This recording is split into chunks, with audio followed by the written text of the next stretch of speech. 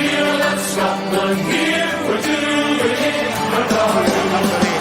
Here he goes again. Clap your hands for Doddie. Stamp your feet, everybody. Sing and cheer and Scotland, here we're doing it for Doddie. And Doddie, we are one of Scottish rugby's favourite sons. His spirit is unbroken, his passion or his pride. It will be our victory when he is by our side. Tomorrow is a bonus point, the future is a try. We'll win this game, we'll fight this pain, he's the reason why.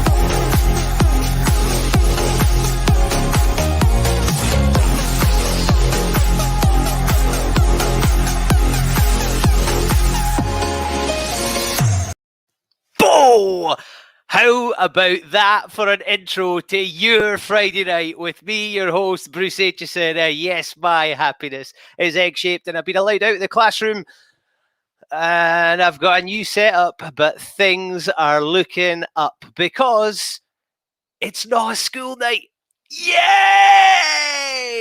You get to lie in tomorrow, and have we got fun planned for you? And have we got a guest list? You have been spoilt in January. Doddie Aid has done a magnificent job of keeping everybody going. And while I am delighted, I am sad that we are almost at the end.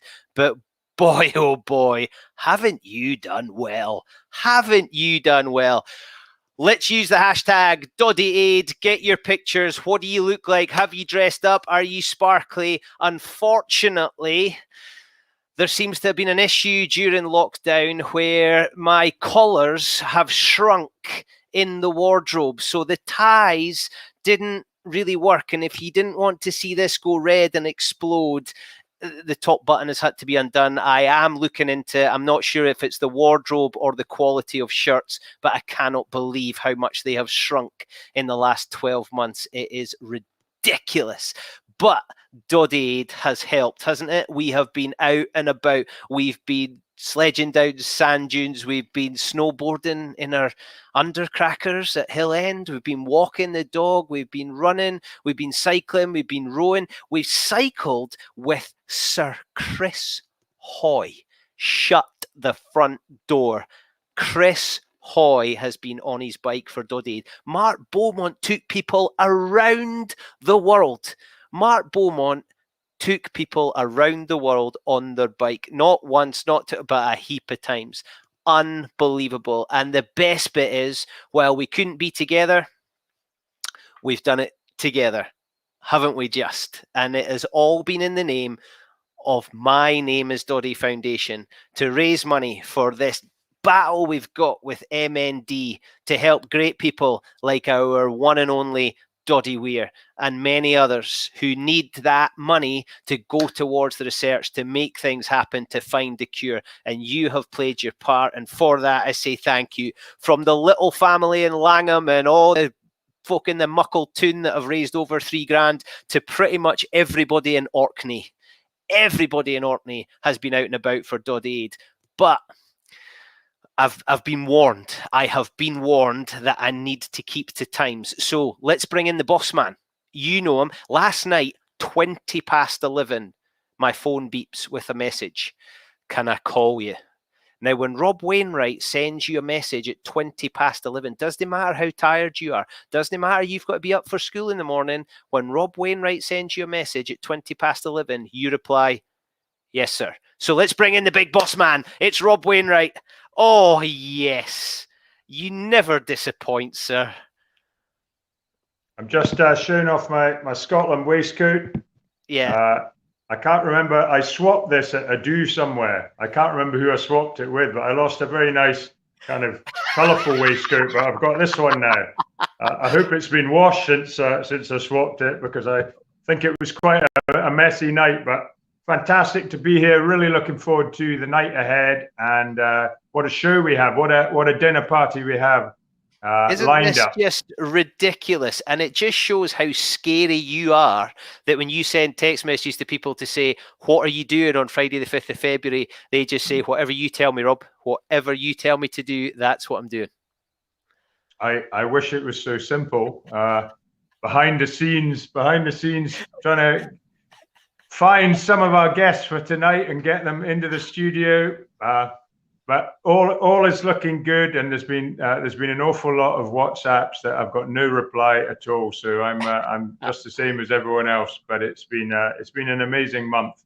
And, those must be some brave people to ignore your WhatsApps. Well, some people I only try once, but people like McCoist, because I know that he's very happy to do these things, I just keep on and on and on. I must have rung the poor man about 30 times today. So. Well, speaking of Ali McCoist, he's not really been there for our rehearsals. So fingers and legs and everything else crossed that McCoist is going to arrive late at the back post to do us a good one. Now, you told me before that it has been a productive day. it has been an amazingly productive day, and the fundraising out there has just been incredible. The first half of the challenge, most of the donations were coming in with people joining the challenge. Since then, there is this charitable model where about 5% of the people involved in anything will do a huge amount of the fundraising, and we've surpassed all targets. 2 or 3 weeks ago, it was 3/4 of it was from people joining the challenge, and about a quarter was from fundraising.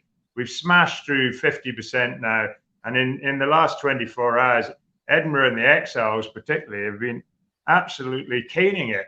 Laura Winter did tell us that although her team was small, they seem to be quite well off because their fundraising has exceeded their numbers. Now, I've been wanting to ask you this, and let's save it for the last night.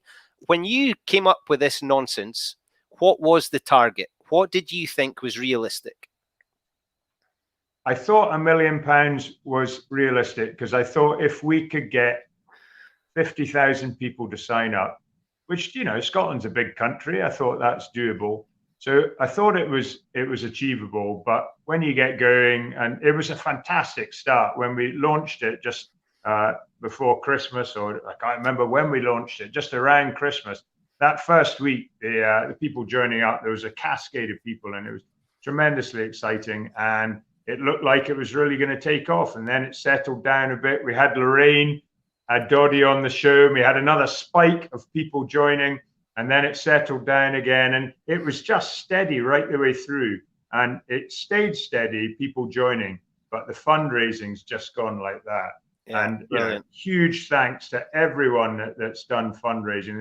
There's some epic tales out there of little girls rowing to see their granny in Orkney from down near Stonehaven, and such like. Fantastic, the ideas people have come up with. But the stimulus was there, the idea of get out for Doddie Aid, we're doing it together but not together, and it really has sparked imagination, hasn't it? It's grabbed so many people. It's 27,000 people, staggering.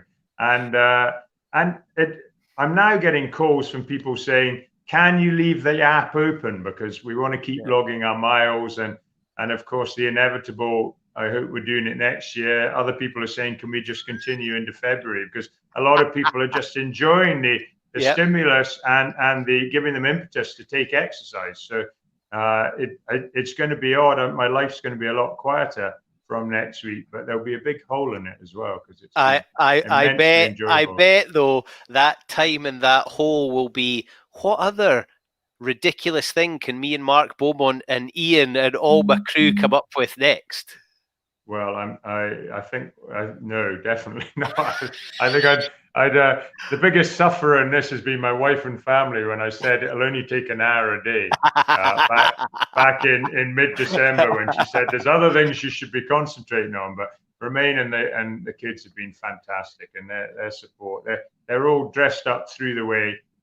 Watching the telly, we've got local call caught langoustines. We haven't just got your standard prawns, because we don't have your standard prawns in the supermarket, because we don't have the supermarket. They've got a great wee shop, but everyone was down at the pier getting prawns off Robbo that catches the prawns today. So there's quite a few parties around Call eating the highest quality prawns. Nice. Now, Rob, give us some numbers, people, totals. What are we on, and then what are we going to get to by the end of the night? I'm beginning to feel a bit like Terry Wogan. Well, it was interesting because when we came up with the idea of the dinner party, I did think it would be a bit telethon and, you know, the totals coming in. But actually, since we've hit the million, it's a very different feel to it. And what we are looking to do is celebrate, and a big thank you to everyone that's taken part. We haven't got our cap in hand out. We're just wanting to have a good time. And nice. You know, we had some great fun, you know, in the world in a day where we had the Zoom call and a lot of chat and that. But we were all on our bikes and we couldn't really have a drink and relax. But we did say, let's do it. We'll meet Friday night and we'll do it again. But the totals are staggering. Today, North and Midlands went past £300,000 raised, which is just staggering. They have been front runners the whole way, and so many people I could thank, but I'm just thanking everyone out there. The Exiles and Edinburgh have both passed 200,000 today, and trailing in the last two spots with a mere £180,000.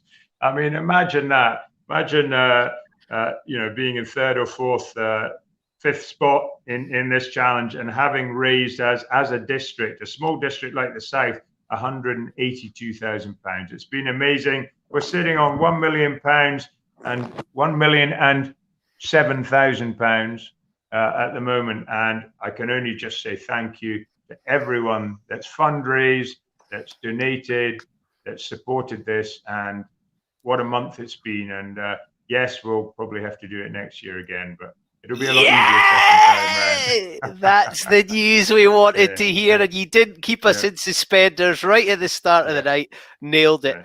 Rob, you are looking sharp. I think it's time to go and get cooking, because rumour is Ali McCoist is in the house. He has made it. I'm told he has made it. Let's just hope he's still there.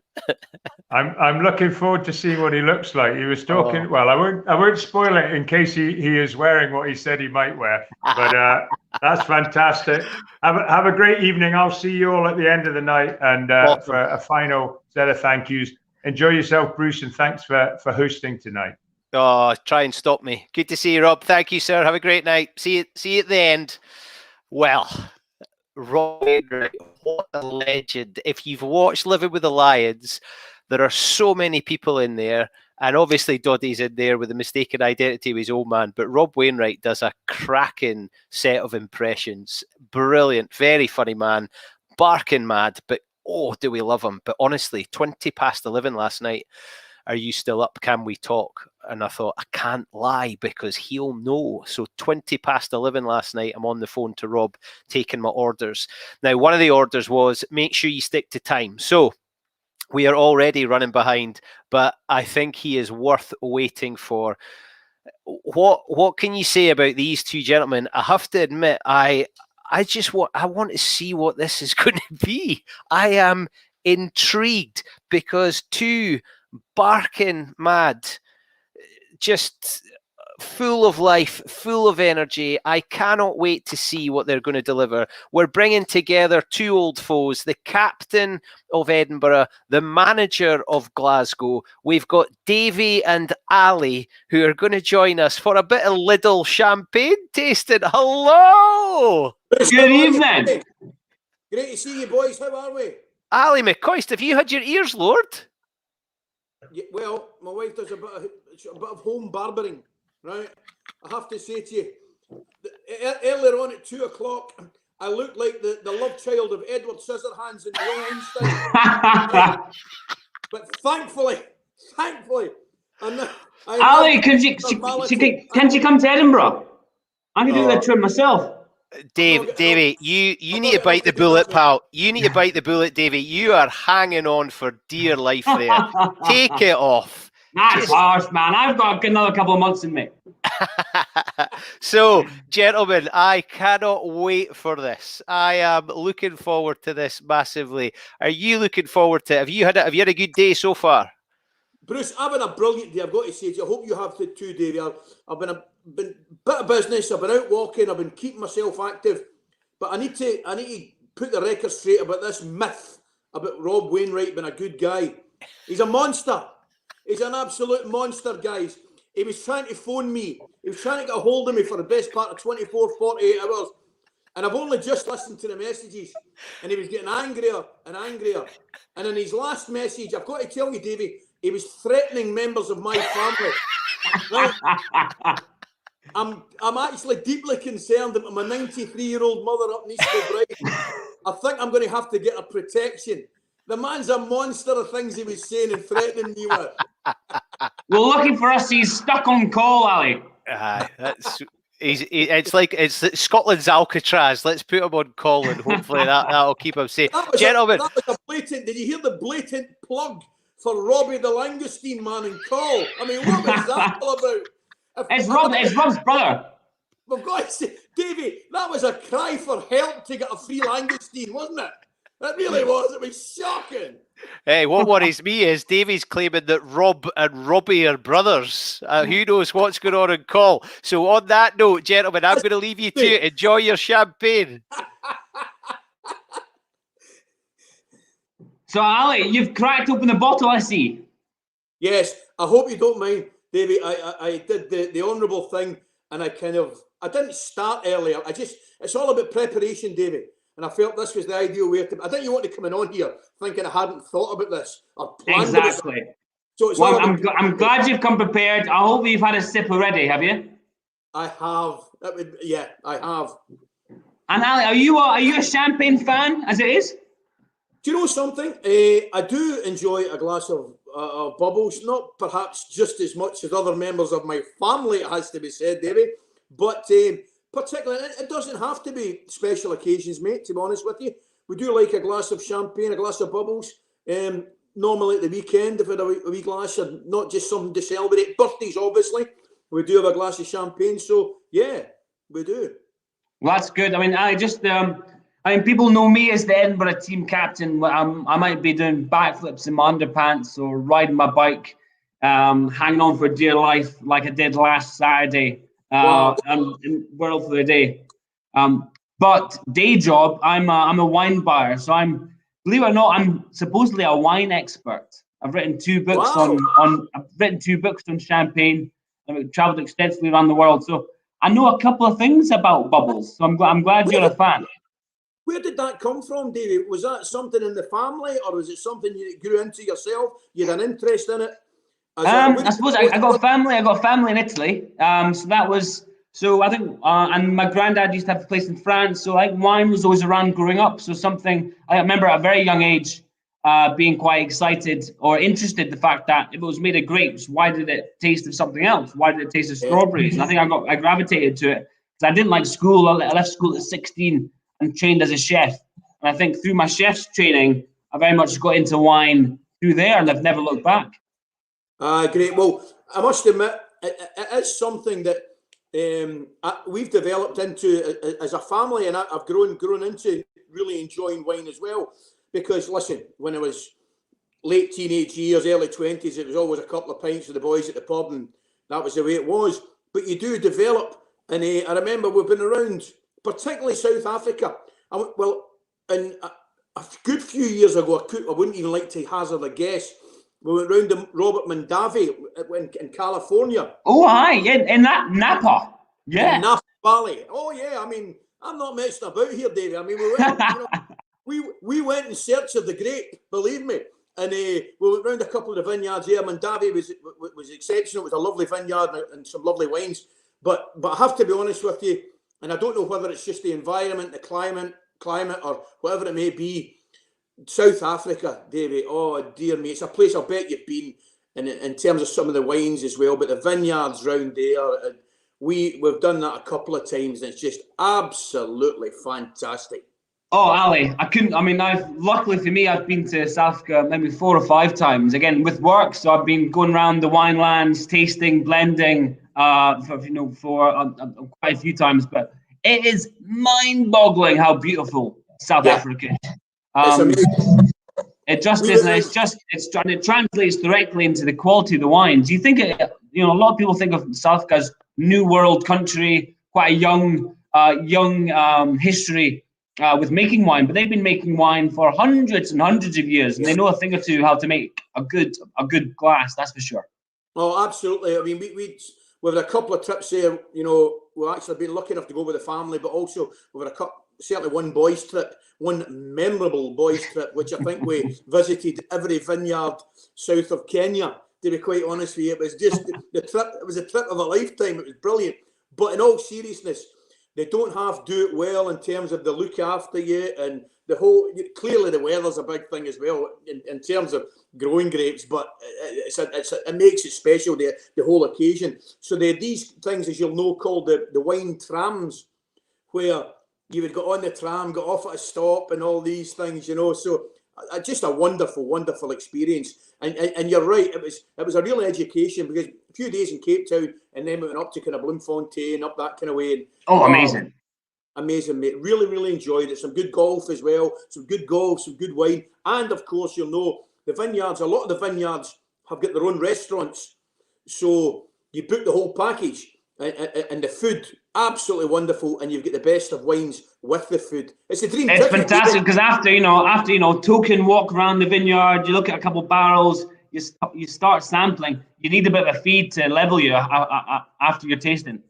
Yeah, there's no doubt about it. Absolutely, there's no doubt about it. But we went there, and I'm trying to think. The last time was about 2 years ago. We went there, and our older kids, it's now a place that they're looking forward to going as well. And it's all about exploring in different places. But I did notice a big difference, and perhaps you can tell me.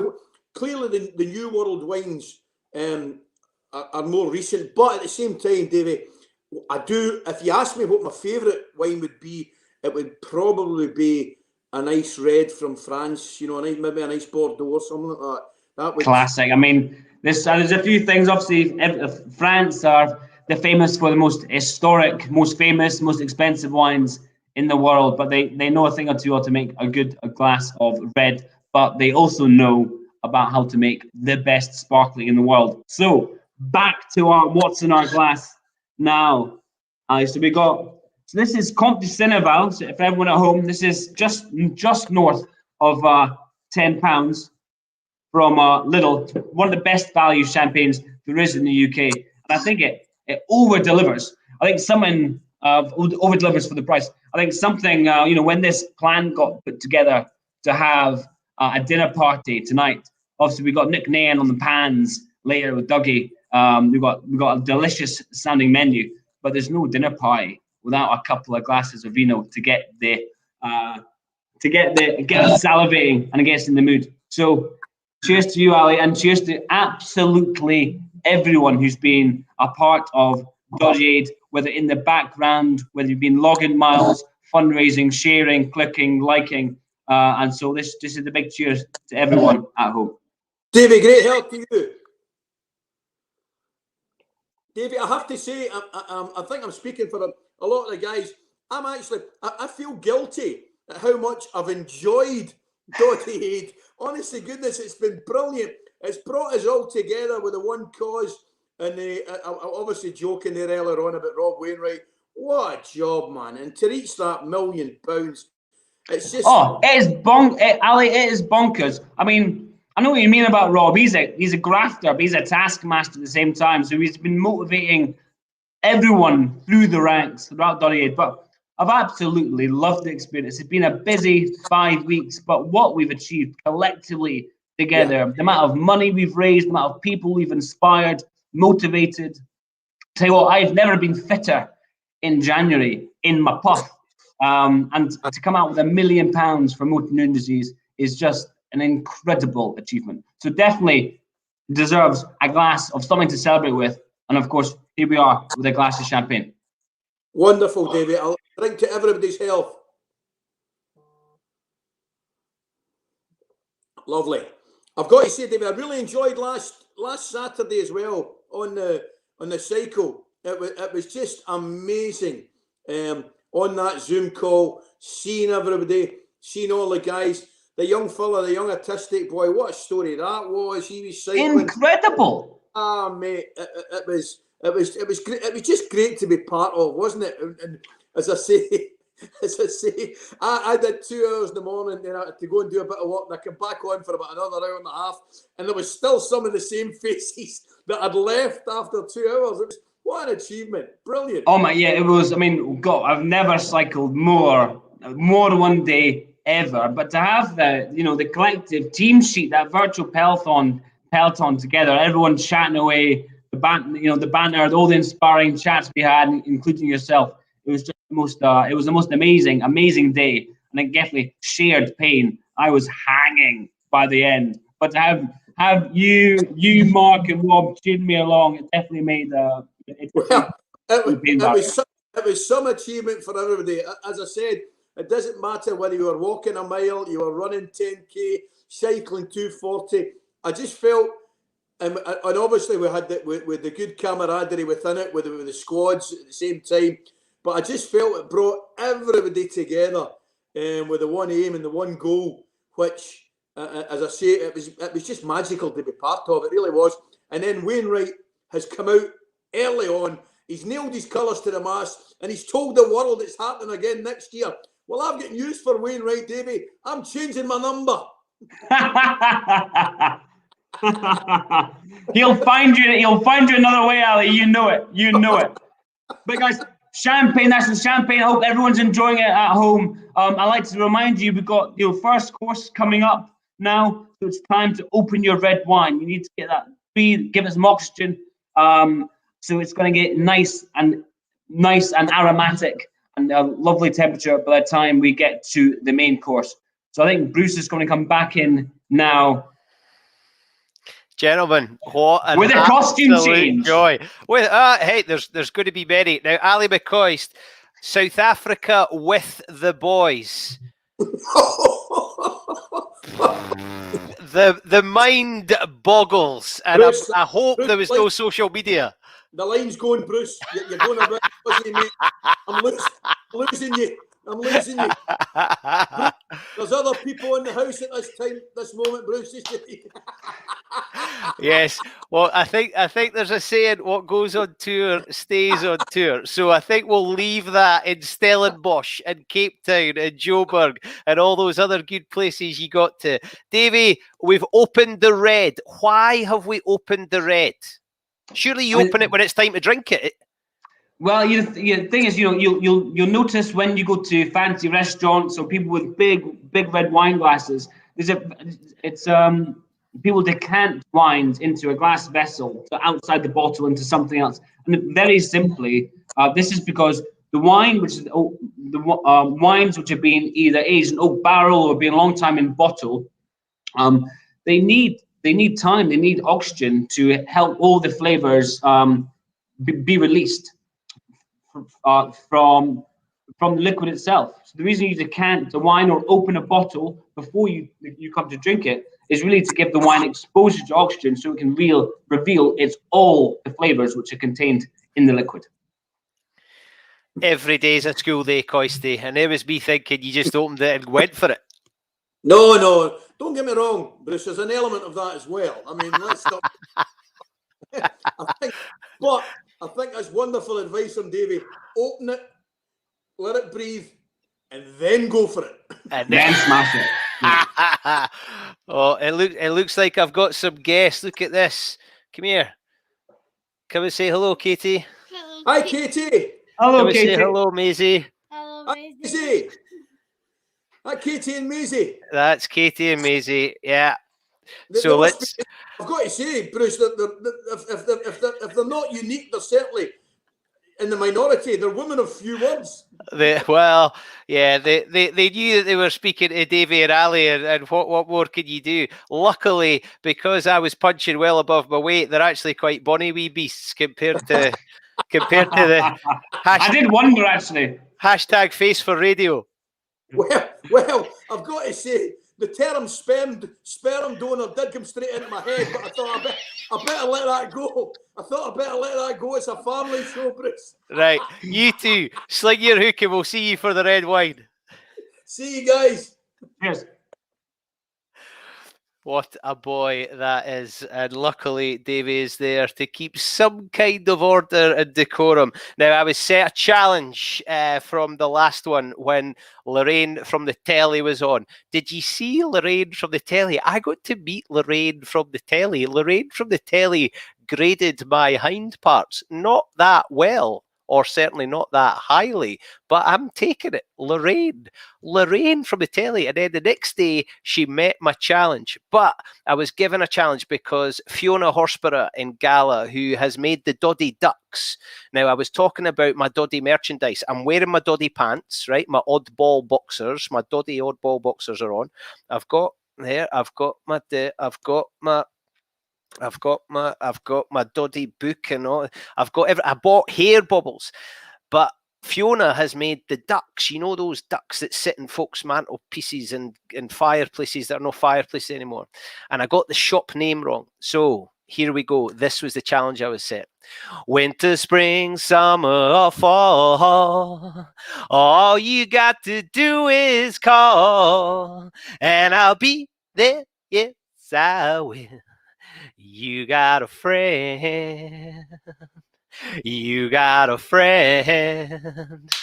Right, Fiona, money where your mouth is. It is time. Now, ladies and gentlemen, we have got over 900 people watching this. Now, if you're an Edinburgh Rugby supporter, that is going to feel mobbed. There are 900 people watching this. How good is that? And all of you have done something to contribute to this. Lots of you have just moaned that you've not got this yet, but hopefully they're in the post and on their way.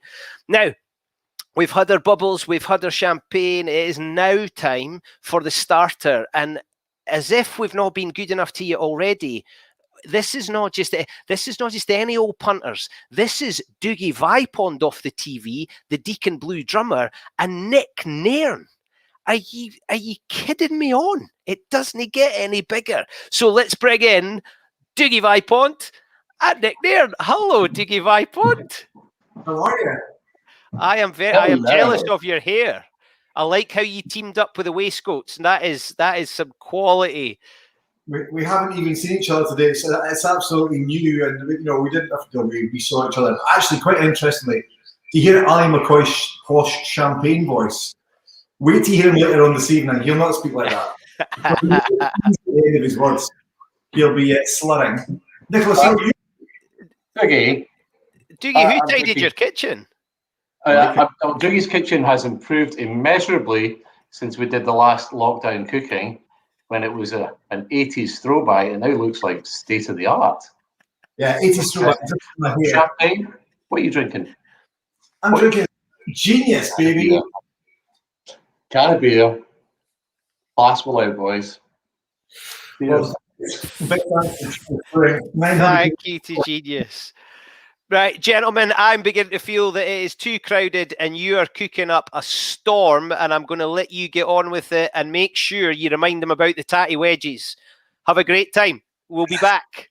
Cheers, Bruce. Dougie. Yes, Nicholas. I think, as per Great Food Guys, I think you're in charge at the start.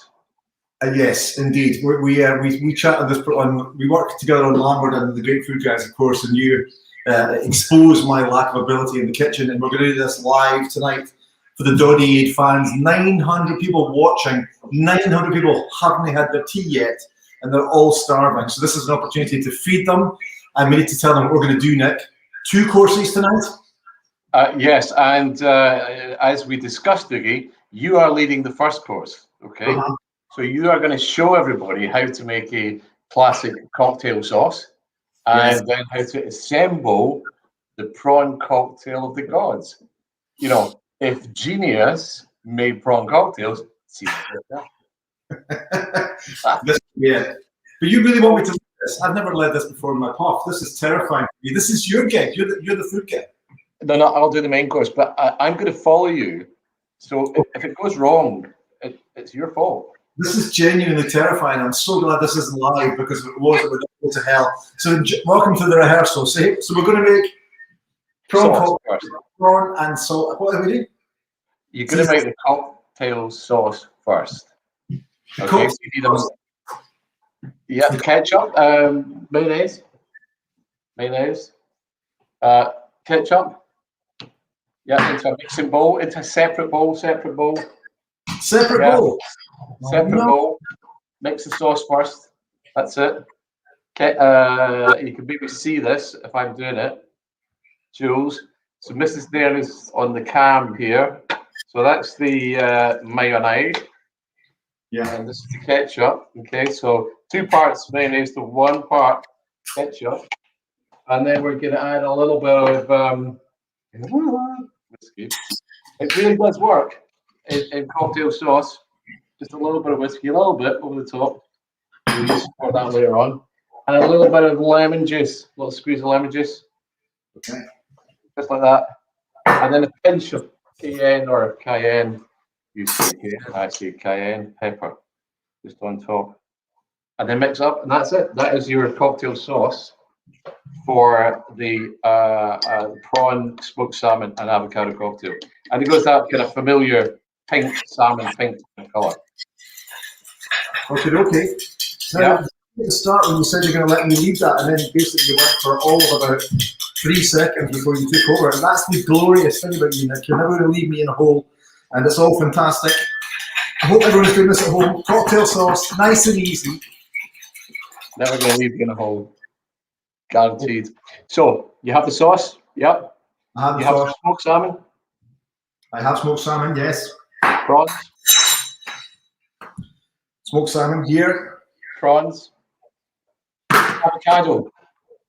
Avocado I haven't cut yet. Oh, it's still in the fridge. That's a disaster. Schoolboy error. You can So while do that. Dougie's getting out of the fridge, I'll show you how to do it. Would you mind a little close up? And you can see, cut around like so, twist, and it comes. Knife in there, twist. Away that goes. Cut down like this, pull that away, put your finger behind. Oh, and it comes. Same thing, another one in here. Okay, there's another thing you can do. Actually, kind of need to get in there just to grab a spoon. If you're a bit cack-handed, you can take the avocado out with a spoon like that. Like so. I always put a little bit of lemon juice over it just to stop it from oxidizing. And I'm just going to dice that up roughly, and that's going to be ready to go into the cocktail. Dougie. Yes, I've done it. Look. I Almost. can hear you chopping. Can you hear me? I can hear you panic. Beautiful. Beautiful. Now,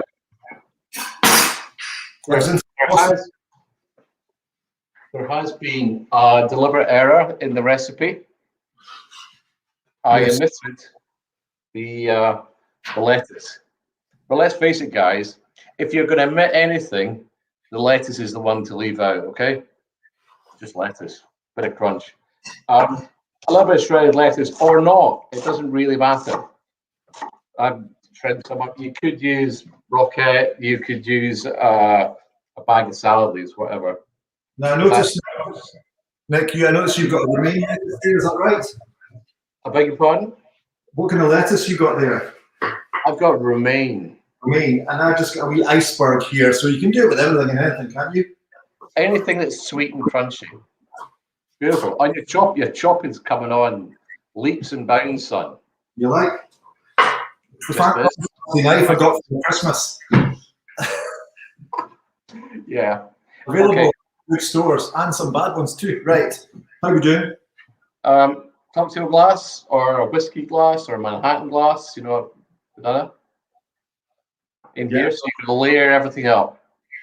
A little bit of lettuce, a little bit of avocado. I'll get some smoked salmon over here. Just going to tear that in here. Some prawns. Ta-da! Bit of cocktail sauce. And like so. Yeah, all going well. Yeah, Couple more lettuce, a little bit more avocado, a couple more prawns, a little bit more cocktail sauce just over the top, like so. And finish that off just avocado, a little bit of lettuce, tiny bit of cocktail sauce, and then maybe just a little bit of cayenne pepper on top. Like so. Pepper on the top, you see? Yeah, look, something like that.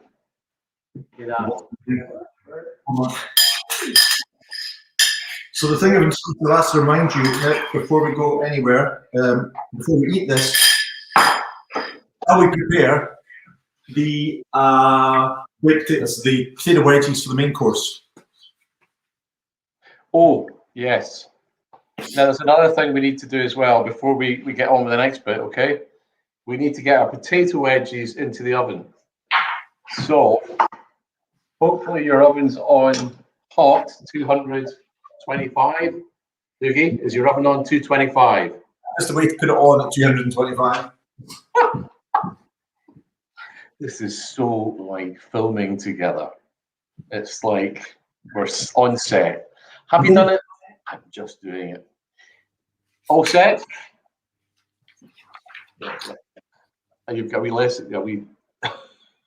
Of course you are. Right. So your oven's on hot. It's got a tray in it. You take the tray out and bring it over here. Okay. So this is a very hot tray. I'm going to put it down on here. You can get a wee shot on. I'm going to add some olive oil from my handy-sized olive oil container, and that goes there.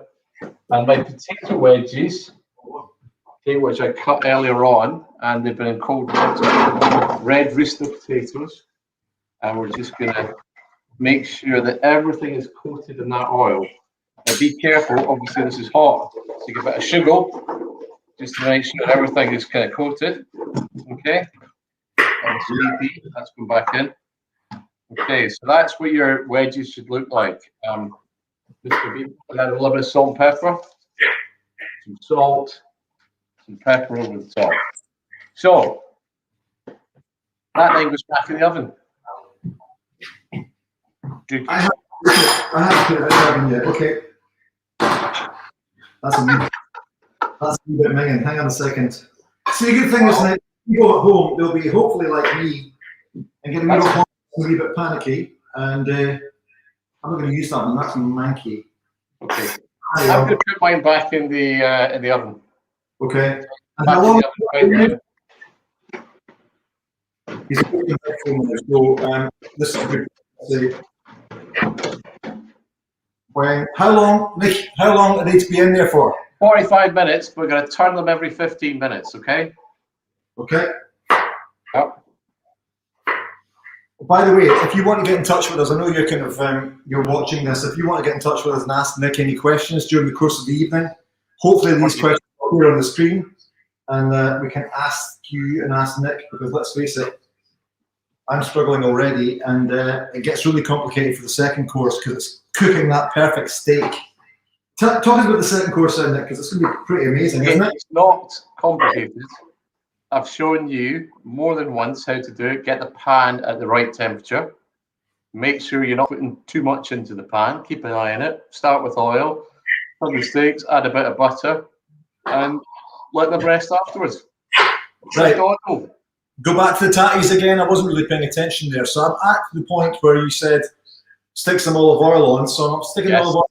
Yes. Olive oil. That's it. Perfect. Plenty. Be generous with the olive oil. This is the posh stuff. It doesn't matter. Use the posh stuff. Okay. Salt. Good man. Yes, good man. Plenty of salt. That's it. And plenty of pepper. Freshly ground black pepper. And then slam it in the oven. Really hot oven, 225 degrees centigrade. About as hot as your oven will go. Okay. That's it. Make sure they're not all clumped together. In they go. Nice oven. You've got the same oven as me. How did you get the same oven as me? Well, you know what? I spoke to someone I want to be like Nairn in every single way, every single day. And he said, we can't do that, we can give you his oven. That's understandable, Doug, you know.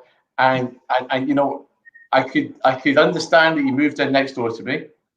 And we did have to cut down a tree just to maintain that line of sight. But to get the same oven. For those of you that don't know, Nick and I genuinely live 70 yards away from each other, and we can actually get to each other's houses. Yeah. My point, his house is there. And as you point, it's there. Yes. So it's time to sample the cocktail. So, bon appetito, fella. Bon appetito. I don't know, are we done that? I guess we can hand back to Bruce. So hopefully Bruce will still be there and he's not away for his tea, or indeed if he's actually cooking this. I have had my tea, but that looks magnificent and proven Nick to be idiot proof. Oh man! Oh well, Bruce. Anybody can do it. I'm just saying. Well, you have done brilliantly. I have to say, Jill Douglas has been on the chat that we've got, and she said that the two-year reminder of the Wurzels. Oh, nice. which I thought was a bit cheeky. She'll be on later, Yeah. so you can get your own back later. Yeah, that's This is the first time tonight my wife has smiled. Oh yes. Like, she's actually laughing now. Good. works. Well, Nick, That's going to run and run. we do have a question, Nick, and I think you know the source. So I'm going to ask you the question, and it's from Jeremy Wares, who I believe. Jezza, how you doing, fella? There you go. Jezza is a good friend of Nick, having worked for Nick, I believe. Is that correct? Yes, indeed. We worked together for a number of years. Yep. And, Well, still close. Jeremy would like to know the story about you circling Brave Al with Ben, your black Labrador. There seems to be a story there. Yeah. That's probably that's all you need to know. I had a black one called Ben, and now have one called Blue. Okay. Should we move on, because you're looking quite nervously over your left shoulder there? Has the smile gone from her face? You wait, big man. You wait. I did try and check the validity of that story, but I was assured that it wouldn't be controversial. Didn't have CCTV these days. Excellent. Gentlemen, it's been an absolute honour to see into your kitchens. Although, Nick, I do sense, although there's a bit of hilarity there, I do sense you're a bit nervous about Dougie copying you and having a little bit of... Not at all. Not at all. The boys get real talent. None of it in the kitchen, but got real talent, yeah. Later on, if you're lucky, I'll show you my Nick tattoo. and on that note, gentlemen, great to see you, and we will be back for the mains. See you later. Lovely. I knew I was getting stitched up there. Now, I've had a challenge. Now, I'm going to make a wee bit of a plea. Go and stop messaging me, because I can't concentrate on this and that and everything else that's going on. But Stevie Turnbull assures me that he's going to donate £48 if I wish his wife Sarah a happy 48th birthday. So Sarah, happy birthday to you. That's £48 for Doddie Aid. All the best, Sarah. And by the way, I think you could do a lot better. But hey, far be it from me. Folks, how good is this? You've had champagne with Davy and Ali.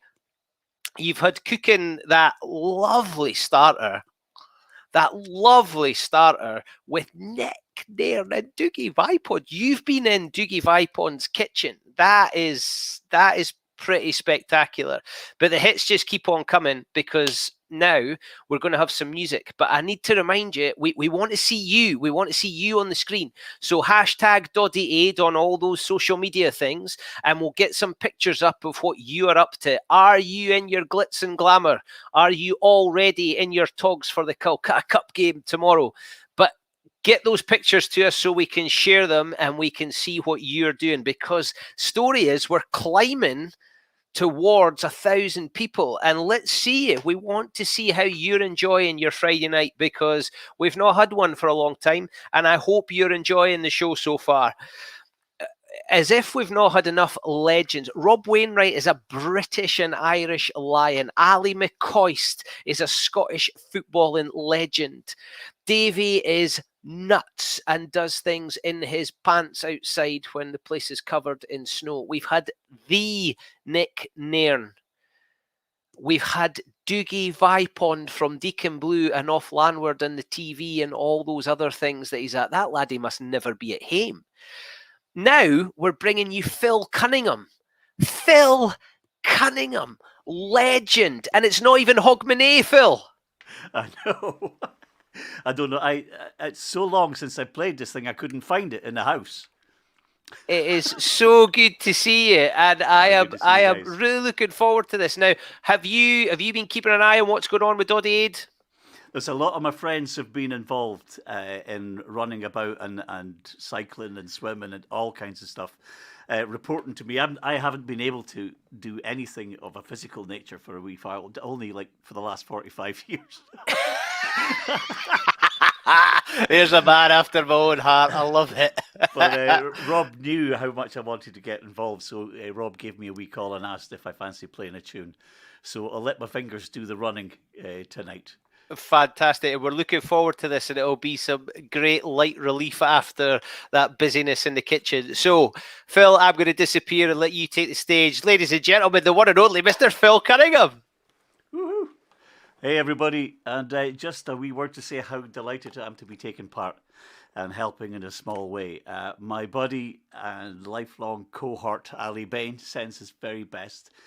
He's not able to, obviously, to be here with me. But what I did was I went downstairs and I recorded myself playing the piano, and it's on the screen in front of me. So I'm going to play the accordion to myself playing the piano, if that makes sense. This is for all the people up in Shetland who did their bit for Doddie Aid. And I've got my fingers crossed that this is all going to work. I have to take my glasses off because I need my glasses to see Bruce. But I can't hear with my glasses on. It's very complicated being me. All right, good luck, everyone.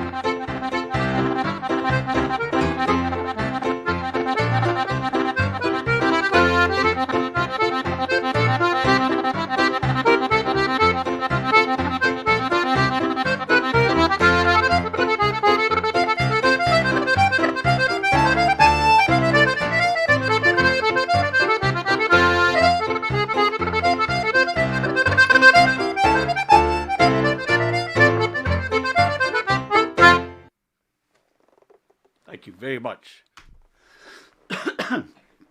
Thank you. I'm going to play a wee tune that I wrote for Robbie Shepherd. I'm sure you all know who Robbie is. Mr. Take the Floor of many years. I wrote this tune for Robbie. He was made an honorary doctor at the Royal Conservatoire in Glasgow. And it was a 6 minute. I had to do the honours, and it's a 6 minute slot. And I knew that I would never keep the sensible hat on for 6 minutes. So I wrote a 2 minute speech and a 4 minute tune. And this did him. So I'm going to leave you with this. I just think my favourite Robbie Shepherd story is when he played the request. He said, I'm going to play a request now for Archie McFarlane, who was 111 on Thursday. And he played the tune and he came back on. And he said, I beg your pardon, he wasn't 111 on Thursday, he was ill. Good man, Robbie. Let's see if this works.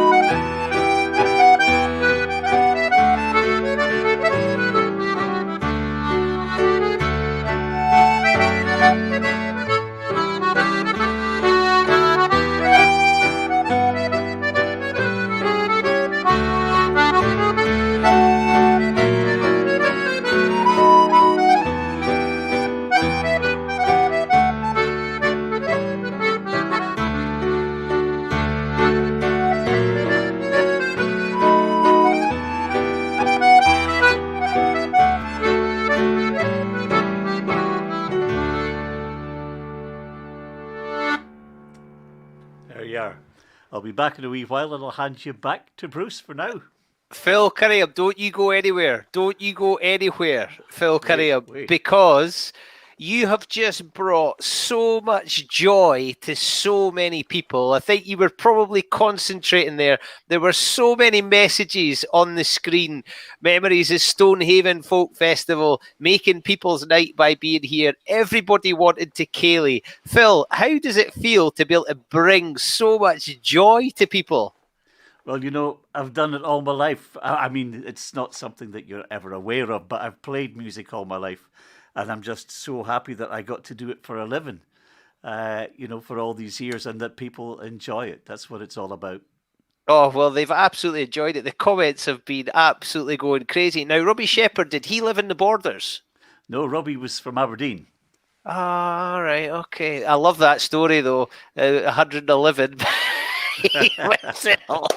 That is just brilliant. And being a good mate of his, of course, you've ripped him to pieces about it over and over again. Yeah, he maintains that it never happened, but why spoil a good story with the Oh. truth, you know? Exactly. Never let the truth get in the way of a good story. Phil, I'm going to give you some warning now. Yeah. When you're next on, there are going to be people on the screen dancing alongside you. So I don't think a professional like you will be distracted in any way, but you're going to be joined on screen by some dancers. Is that okay? Well, it suits me fine. So long as they can dance to a dirge, I'm quite happy. Well, hey, we are ready to dance to anything, but you have really got us going. So, Phil Cunningham, thank you. Man. Go and grab a break, and we'll see you very soon. See you in a Brilliant. How good was that? It was all the best things. We've been in Ali McCoist's living room. We've been in Nick Nairn's kitchen. We've been listening to Phil Cunningham. This is Friday nights. Good luck. See, when we open up, good luck finding a better Friday night than you're experiencing tonight. Absolute joy. Now, luckily, we do have some people who are hashtag Doddie Aid Dinner, and we've got some pictures to show. Use the hashtag on social media so we can see how you're enjoying your Friday night, how you're enjoying Ali McCoist. And so Ian Clark, look at that, on his wedding day, the Tasmanian Devil. Now, Clarkie, I hope that is where that story ends. We do not want to know what the Tasmanian Devil turned into after the Cayley music had finished. But Clarkie, brilliant to see you. Thanks for joining us tonight. We've got lots more. Oh, wow, what a setup. I tell you what, Mr. Clark, you've done very well for yourself. Well, I take it that's Mrs. Clark. I don't. Oh, maybe I've opened a can of worms here. Let's get the next one on quick before I get myself in bother. Neil Grant, yes, glamour. Looking forward to a great night out in. Yeah, we're staying in. We're not going out. We're in. And look at that. What a family. Magnificent. Judith Smith. They scrub up well, don't they? A total of 300 miles and now ready for the dinner party. Look at that. Tell you what, bald men go well, don't they? Bald men are best. Davy, bite the bullet. Stop clutching onto that last little thread and get yourself bald. Look at that. Judith, brilliant to have you with us. Thank you very much for tuning in and for sharing your pictures. Use the hashtag Doddie Aid and get involved. You can get your mug on here. Now, this is not just any old weekend. Doddie Aid has been building towards February the 6th because February the 6th is one of those things, one of those days that is in the calendar of millions of people. As soon as it's announced, bang, it's in there. It's on the calendar, and that means the calendar's gold. If it's on the calendar, it's on. Tomorrow is the Calcutta Cup at Twickenham. Now, unfortunately, there's not going to be crowds in the stand, unfortunately, but there's going to be a clash of titans, and nobody knows how it's going to go. But we have got two experts to go through it. We have got two experts to build us up towards this game. Now, when I read this, it's a bit like Phil's story before. I think I misread it. These two are best friends from Bath. I thought these two been having a bath together, and then I realised Bath Rugby Club. It is the one and only British Lion, and he's about to tell that story, Andy Nicol, and his mate, who has just called himself the Dynamo, the human Dynamo, John Hall from England. So we've got both sides of the border representing us. Look at these magnificent humans. Hello, gentlemen. Hey, Bruce, how are you doing? You right? Very well, Andy. You're looking dapper. Now, have you cheated, Andy? Is it just from the waist up, or have you got the whole gear on? We'll never know, will we, Bruce? Oh, I tell you what, the mind is racing. John Hall, what an honour to have you with us. It's great to be here, and what a great night. And Phil Cunningham, what a legend. God, what brilliant. a legend. And that's an Englishman who knows Phil Cunningham's a legend. Everybody knows Phil Cunningham's a legend. Gentlemen, are you excited for tomorrow? Yeah, very much so. Can I just say, Bruce, before we get into it, you've done an amazing job tonight and in all the other live broadcasts throughout Doddie Aid. So I'll raise a glass to you, my friend. Even though you're from Galashiels, I'll raise a glass for you. Hey. Andy Nicol. With one hand he giveth, and with his right foot he boots you in the arse. Gentlemen, it's an absolute honour to have you with us. I'm really looking forward to this because I am buzzing for this. Cam Redpath getting his start. Finn Russell's back in the game. What's Maro going to do, having not played for a while? Eddie's got finishers, no replacements. Gentlemen, it's over to you, and I'm going to sit back and enjoy. Thanks, Bruce. Okay, well, welcome everyone. I hope you're enjoying what's been a magic night so far. Before we get into the Calcutta Cup, I just have to recognise the amazing effort that everyone that's taking part in Doddie Aid. It's just been truly astonishing to get through £1 million. So well done, everyone. But it would be remiss of me as the team manager of North and Midlands not to recognise the amazing job of what we've done in the district. And we've won it on every level. The numbers of participants, the miles, the money raised, it's just been amazing. And I probably shouldn't single out one person, but I am going to. Morven Mackenzie has mobilised the whole of the north of Scotland, and it's just been amazing. So again, to all my fellow North and Midlands, well done. I'm very proud to be the team manager, but I have to say everyone in Doddie Aid, irrespective of the districts, has done an incredible job, and it's just been amazing to be part of. And after tomorrow, when I get a text message or WhatsApp from Rob Wainwright, I can get to, because we're not doing any more. But anyway, Holly, great to have you here, my friend. It's great to be here, Andy. Yeah, you're looking very fit, and you've been on your bike a lot, haven't you, recently? Well, I have. I'm actually donning the kit that I wore last year when I cycled from Twickenham up to Edinburgh, and I was sort of coerced in by Rob Wainwright. It was called Wounded Lions, and it was for Doddie's charity, of course. So this is very close to my heart. And can I just add to what Andy and what you just said there, Andy? You Scots, and this is an Englishman speaking who's wearing tartan. So you Scots are amazing because your network and the way you pull things together is absolutely fantastic. And over the last year, 18 months, how you've worked together and all the people that have been involved in it has been absolutely incredible. So as an Englishman, I take my hat off to you. Yeah, it's been an amazing effort, not just in the last month, but you're right, since Doddie was diagnosed with MND, and well, it's testament to him as a person, how people have mobilised around him. But Holly, as Bruce alluded to, we go back quite a bit.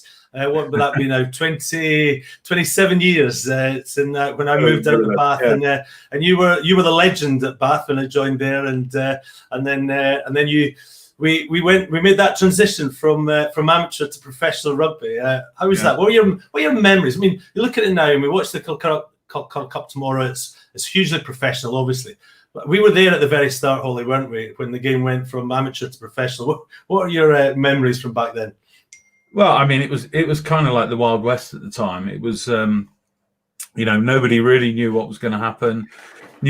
People didn't know what was going on, and there was. That was taking people who played predominantly, in an amateur era, and we were taking them, through into professional era, and coaches, players. It was. I'd describe it as the Wild West, but it was always going to, that transition was going to be difficult, and we're now 20, 30 years down the line.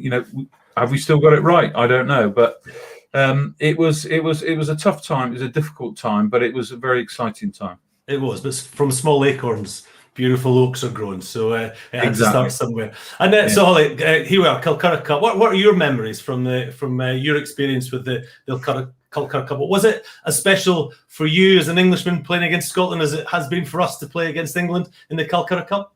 Absolutely. And I have to say, out of all the internationals, the home internationals, the Calcutta Cup is the one that is most close to my heart. I won my first cap up at Murrayfield in 1984. Gosh, that's a long time ago. Yeah. And we got absolutely stuffed. Well, we didn't get stuffed. It was 18-6, but that was a stuffing in those days. And the captain of Scotland then was Jim Aiken, a prop. Yeah. And I think you guys went on to win the Grand Slam that year. So it was an amazing year. In 1985, winding back, I got my last cap in 1994 at Murrayfield, where we sneaked a victory. John Callard kicked a last-minute penalty. Yeah, let's talk about that for a minute, Holly, because we were cheated out of that because the referee said that it was a blue shirt that pulled the ball back, but all he saw was Rob Andrews' cuff, because the English shirts had a black or a blue cuff at the time. And so we were cheated out of that victory, Holly. You're entitled to your opinion, Andy. You know, and so here's a great story to link that to our days at Bath. So 4 years later, when I was lucky enough to follow in your footsteps, Holly, as captain of Bath, and we were in the Heineken Cup final, and John Callard was a fullback that day, and we got a penalty we were 18-16 down. We had a penalty with 2 minutes to go to win the Heineken Cup. And a great man that you know well, John Allen, who was the kit man at Bath, came on with a kicking tee for JC to kick the winning penalty.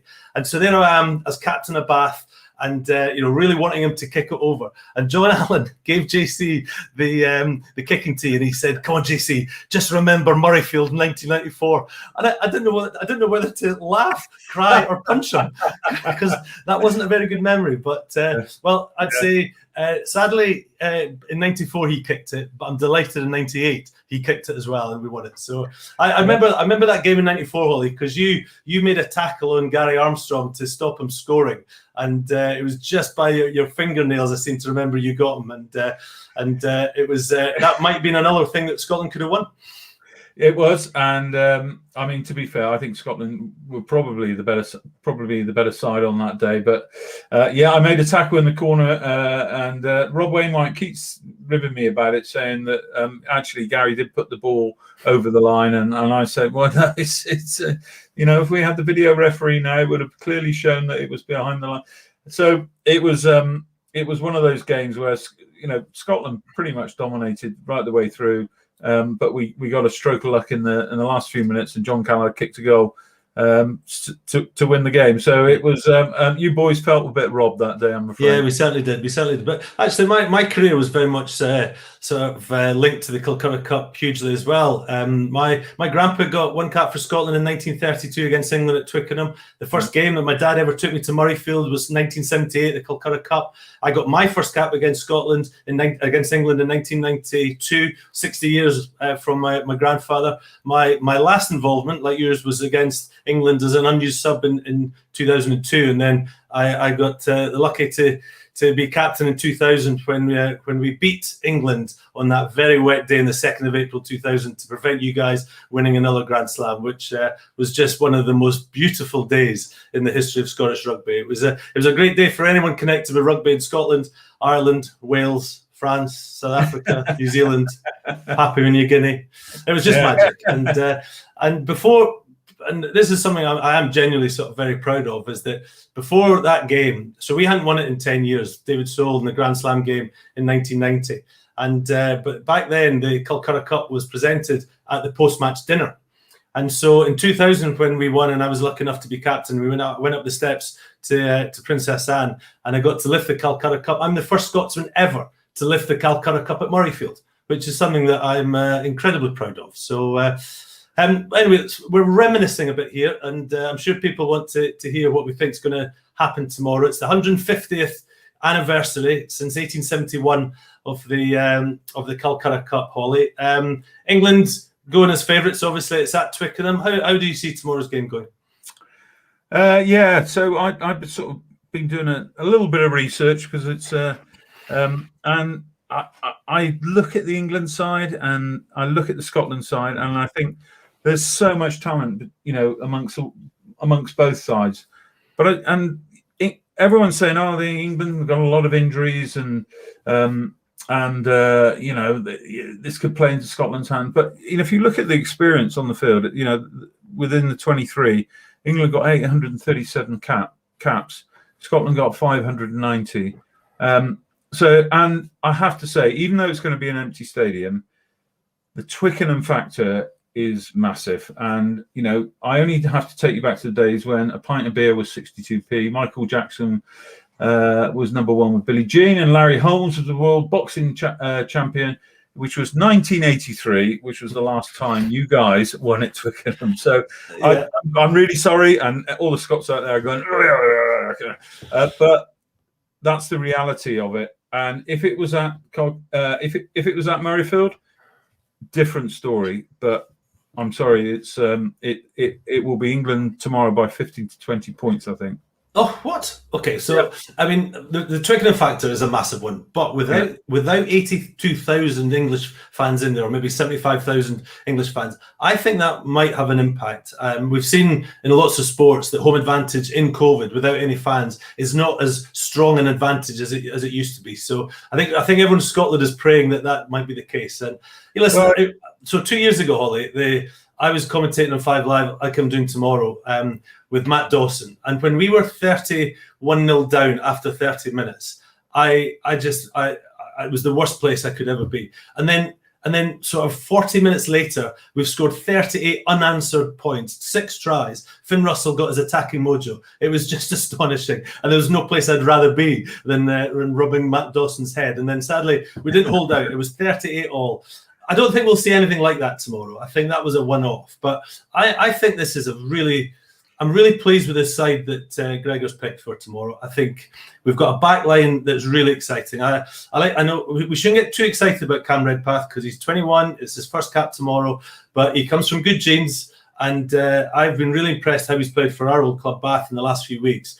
And I'm just getting a little bit excited about that Finn Russell, Cam Redpath axis at 10-12 for the next few years for Scotland. But let's see how it goes tomorrow. We've got a real attacking back line. You know, there's attacking threat in every shirt in the back line, but it comes down to forwards, Holly. And I think we've improved greatly in that sense. England have not got their first choice front row and second row Joe Launchbury. So, you know, listen, I think if there's a chance, I find it hard to back Scotland at Twickenham for all the reasons you say. We haven't won there in 1983. But with an empty stadium and the fact that probably on the call here tonight, there's infinitely more Scots than England, I'm saying Scotland are going to win tomorrow by 5 points. We'll see. Hey, John Hall, shush, quiet, John Hall. Andy Nicol, last word. Drop the mic. Enough, John Hall, enough. Right, Andy, I do have a question for you. Cam Redpath, what is he going to do tomorrow outside Finn? Well, as I said, Bruce, I think he looks very exciting. I think he's got great balance. He's got good strength. He's good attacking threat. He's got a kicking game. Everything you want in a 12 outside such an attacking threat that is Finn Russell. And from everything I hear from Bath, you know, he's already been brought into the leadership group. That tells you what he's got. He can read a game. He's got good game management. So, listen, as I said, I don't want to get too excited because you've not seen him in an international jersey. But I tell you what, if he, well, let's be honest, if he's as good as his dad, there's no problem there. Because me and Basil, although we were great rivals and competitors, we're also great friends. And I spoke to him earlier this week. I'm delighted for the Redpath family. And I hope they enjoy the day tomorrow. Basil is delighted. I think he has been tearing his hair out that his boy might be English. John, what number have Bath done? Surely Cam Redpath should have been English, and now he's a Scotsman. Just on Cam Redpath, Bath are not having the best of seasons this year, but this guy is a really, really top player. All right, he's exciting. He's great in the offload. He's not the biggest bloke, but he's got a great turn of pace, and he can offload in the tackle. And it's going to be a really interesting size up against, the English centres, but. This guy's got real talent, and he will make his mark. He will definitely make his mark.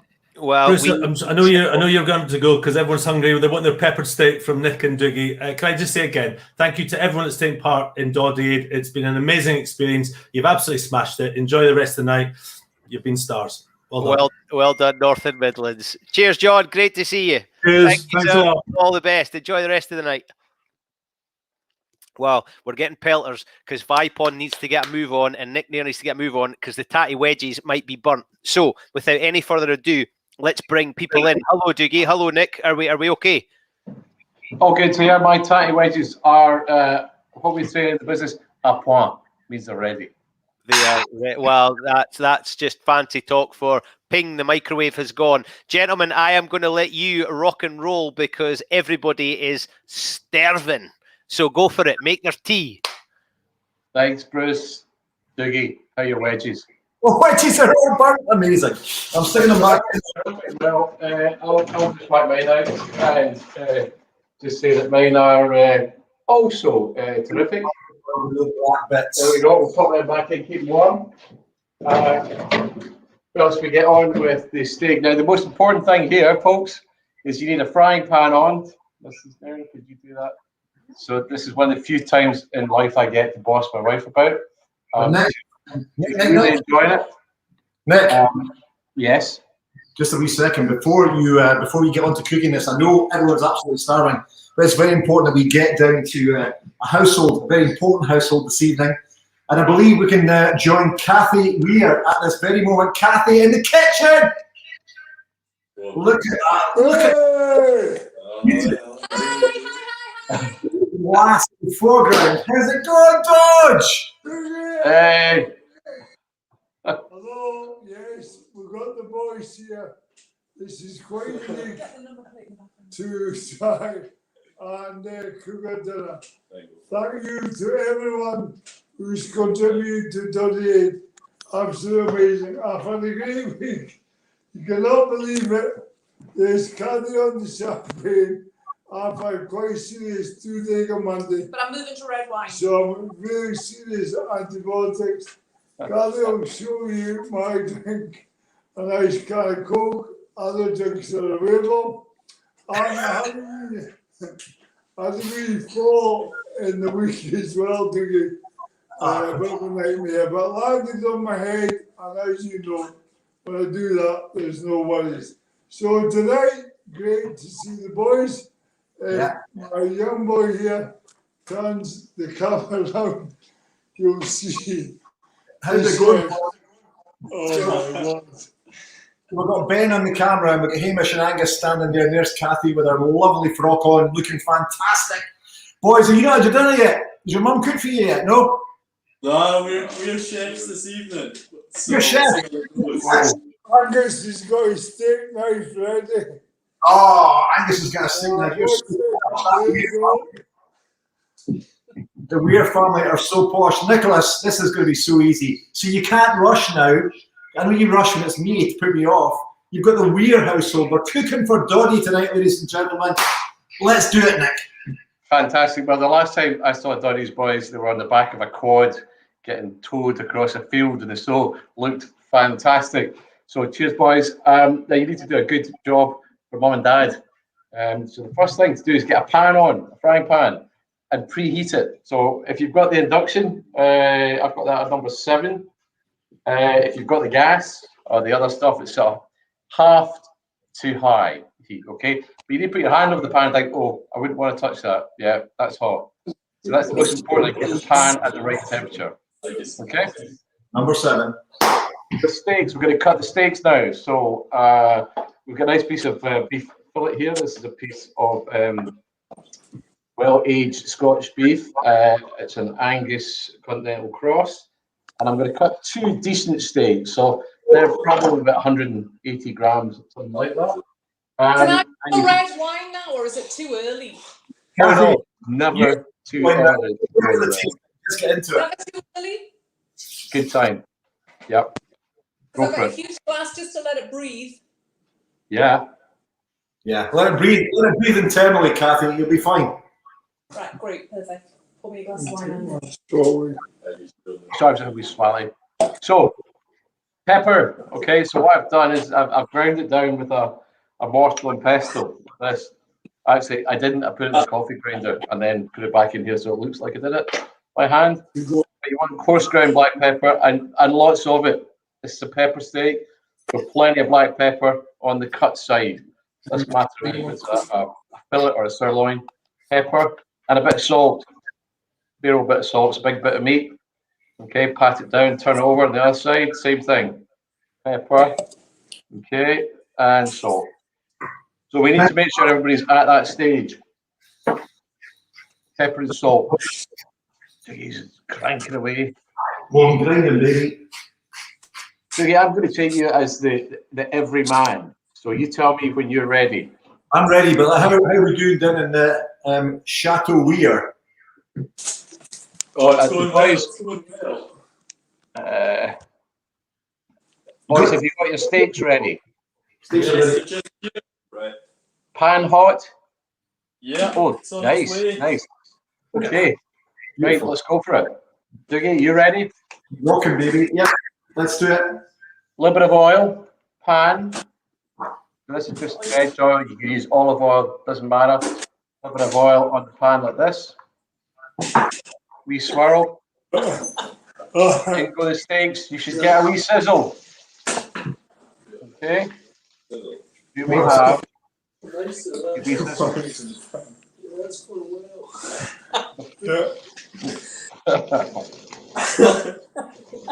Oh, there's no sizzle in the in Chateau Weir, it would appear. Are you sizzling? Oh, what's he doing from there? He's using a Stanley knife. That's a firmer. Is he still? Today we had a little teething issue there. We've been waiting so long. The English were going to switch the pan on. But and there's Scottish red wine, one nice red wine, that is.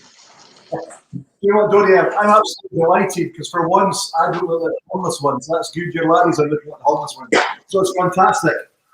The good news is they don't know how to turn on the cooker. That's the reality of it. Kathy, I'm very proud of that. That's excellent stuff. Very proud of the size of my glass. Good to see that. It's good. You can drink it now. It's fine. I'm sure you're managing it. Right, Nick, where are we going? We've got the sizzle going on. So the sizzle's going on. You're gonna just keep cooking them. I keep the steaks in the edge of the pan, so you keep the oil around them. And I've learned something from Doddie's boys there. I don't know if it's Ben or not. That cutting your mushrooms with a Stanley knife. That was Angus. We're farmers. I would recommend that at home though. They're going to be delicious. It's a new technique that I'm going to embrace. The Stanley knife slice. And to shout what doesn't kill you makes you stronger, apparently. Yeah, we're on a roll here. Okay, now we're on a roll. We're on a roll. We're there now. Excellent. Next, look at that. Beautiful. Turn the heat up, boys. Turn the heat up, unless you're on an Aga, in which case you're knackered. Yeah. Go on. Slowly but surely. Now, Nick, can I ask a little question? Oil or butter? I've always been one with butter in the pan before I cook my steak. Absolutely. You heard it from the big man. Butter in the pan. Turn the steaks. You can see the nice bit of crust on the outside. Butter. Nothing else will do. You're meant to be a diet, but so. I don't want about the diet because everyone's done the miles. How goes the butter?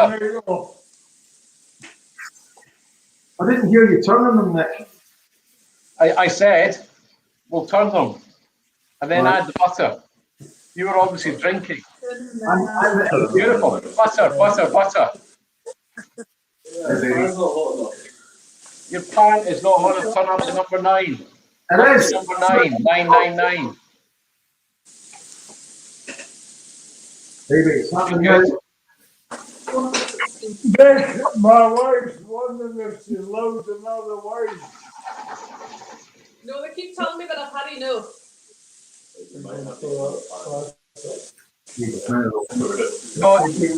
The butter should be starting to colour. It should be a thing called brown butter. So you should be starting to see this brown colour in here, okay? And that gives flavour to the steaks. And sometimes at this stage it's quite good just to give the steaks a wee base, so you can pour the butter off to one side and then just use a spoon to baste the steaks. Okay. How we doing? How are yours looking, Mr. Vipond? Yours look amazing, Nick. I'm hoping mine looks good at the end of this. It's okay. I'm doing okay, but I think it's time for another wee glass of the Chateau.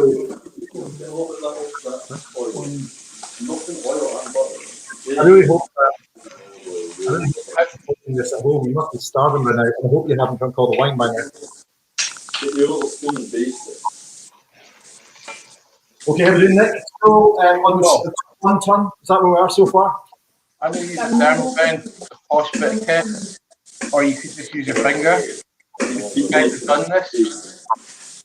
So I'm looking for 40 degrees. 36, leave it under. 37, 33, 34, leave it under. So I'm keeping cooking them. Going to turn them again. And at this point, I've got some mushrooms. Okay. So we're going to add some sliced mushrooms to the pan. In they go. Like so. And a tiny bit more butter. Because this is not splitting right. And on the 9, Nick. So, if you give your steak a wee poke, it should be springy. It should feel like this part of your hand. Okay, if steak feels like that, done. Does that make sense? So, I take my steak out of the pan. I get a real nice colour on the outside. You can see that caramelisation. Okay. So out they come onto a cold plate. And they're going to rest on the cold plate. It's still cooking. That's the thing that people forget. Those steaks are still cooking. And I want to just get all the mushrooms nicely tossed in that butter. Reduce the heat a little bit. And let the mushrooms take on some colour. Dougie. Yeah, my steaks are going onto the cold plate. Good man. How are we doing, Shay Weir? How are we doing, We good, boys? Rome wasn't built in a day. Not very well. It's a work in progress. Actually, they're looking good. And actually, you're cooking the edges without even me saying that. That's good. Yeah, That's getting there. Very good, yeah. And the hand in the pocket, that's a good look for a chef. Pretty cool. One hand in the pocket. Mine's just gone flying. My family as well. They all have to have a whole fillet, so it does take a little bit of cooking. What's you going to say? Exactly. They like a whole fillet. They like a whole fillet, so it's, yeah, so they're having yes, you can do that. A lot of eating. Those young laddies need a lot of feeding, don't they? So, Kathy, what you can do is take the whole fillet and cook it in the pan, and then chuck the whole fillet in the pan, put it in the oven for 5 or 10 minutes, and take it out and rest it, and then just carve the steaks from it. Makes it a lot easier because you're feeding a big number of people. That'd be amazing. All good. Okay. So, have your mushrooms starting to look coloured up? Yeah, they're looking delicious. Can we see the Vipond mushrooms? Vipond mushrooms. Kitchen myself. Keith, stick me on kitchen camera for 2 little chat. Garlic. Yeah. You did not mention that. Yes, right, they're looking good. Do you have some whiskey? Oh yeah. Okay. Right, I'm using fighting whiskey. In you go. Good splash. Okay. Now, if you were on gas, you might get a wee flame. Badly. Next, we're going to add a little bit of stock. Now, this is a bit of oxo cube and some water. Oxo cube and water going in now. Okay? This is enough to cover the pan. Keep the temperature up high. I'm now on number 9. To that, we're going to add a bit of double cream. Whiskey first. What about stock? Then the double cream. Hold on a second. Right. Dougie, Well, only it's talk. more professional than we are, Nick. It's okay, we'll get there in the end. Rome wasn't built in a day. Kathy, it's the end result that matters. Oh yes. So and you can see the kind of texture of it. Okay, just running back. But it needs to reduce down till it thickens up. Still too runny. We're looking for coaching consistency. Oh, has anything gone fire? All right. Still reducing. We're having an absolute whiskey sauce here. We've got a whole bottle of whiskey in there. Oh, this is whiskey. Careful if you're cooking on gas with a whiskey sauce. Obviously, you could set fire to your kitchen. Get flames. Yeah, I did that once and had the fire brigade out. That was not good. Right, when it gets to this texture here, turn off the heat. Can you see that? So if I do this again, draw that through. It's like the parting of the Red Sea. Okay. Just slowly fills back in again. That's the texture you're looking for. Don't cut. Sure. Let's see. Just come along nicely. I'm still a few minutes away. Oh, boys. Have you got heat under there? Yeah. Grind the heat. Grind the heat. I've just put my cream in. Get the heat. It wasn't built in a day. Slowly. It's good. It's good. Maximum heat. That's good. Perfect. It's true. I think Nairn thinks it's easy, and let's hope everyone at home is doing an equally fine job as the boys down there in Chateau Weir. Let's have a close up of your pan. There you go. Not quite. Keep it reducing a bit more yet. Yeah. I put a bit more cream in it. I wanted to go extra cream. I'm getting drunk off the fumes. Turn that up to number 9. Hamish has just said he's getting drunk off the fumes. Good. Hamish is getting drunk off the fumes because he's put so much whiskey in that sauce. Kathy, that's part of the joy of this dish. Is putting in the whiskey fumes. Oh my goodness. It's marvelous for breakfast. Is your sauce ready? Mine is. Yours Dougie's is? a bit. How are the boys? Just cooking Dougie's is there. Dougie's is there. My sister went on one of your courses. Wow. I don't know if you heard that, but my sister was on one of your cooking courses. She had a Really? good time, loved it, and really enjoyed the time with you. You taught loads. That's fantastic to hear, and I can't wait, Doddie. I cannot wait until we're able to do it again. Get rid of this social You're distancing. right. You know? I do think I would love to come and see you because your food looks a lot better than ours. That's not true. That's not true. Ours looks pretty great as well. I think you've passed it on to your boys.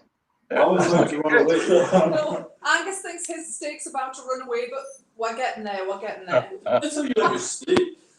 He put the steak on the frying pan in the oven. We're getting the handle. Might get quite hot. So I'm sorry I'm busting out laughing because he's taking out the agate and burning his hand. What have we got? Oh my word. Right, go and show us the sauce now. Let's have a look. Okay, let's see that. Yes, we are there. Okay, so steaks that are resting on the tray might have a little bit of juice. A little bit of juice on your tray. Yeah. That little bit of juice from the steaks. Jules, if you can see that, I'll just put it up there. Where are the steaks? That juice, that goes back in the sauce. That is full of flavour.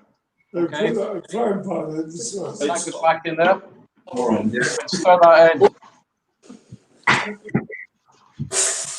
Okay. Oh, beautiful. Oh, that's nice. Okay. So. Boys, you make it look so easy on that one. Yes. Doddie is Dougie. very, very well edited. All So, that to you. lovely. Wouldn't it be lovely if we were able to do this in a big room with lots of people and actually everyone be there? Wouldn't that be the best thing ever? Yeah. We'll have someone to cook for us. Fantastic. I Absolutely. promise you. One night. Let's plate it up. Forget the salad. Let's plate it up. Thing. Wedges. Wedges from the oven.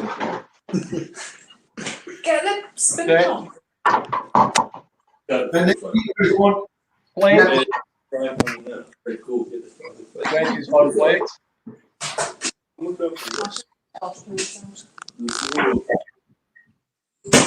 Right, shut There we go. Brutal. Style wedges. On plate. Get back to. And then sauce over. What's he doing? Yeah, but it's also. Over this. Sauce over steak. Put some sauce over. With some mushrooms. Yeah, go on, just get it over there. They're in the oven, man. Just... Oh, it's ICD. They need to be out the oven. And then where's the sauce going, Nick? Over the steak. This is what we're looking for here. Yeah, we put bigger steaks. Right, we don't cut it on the other side. Okay, there's a bit of chat going on here.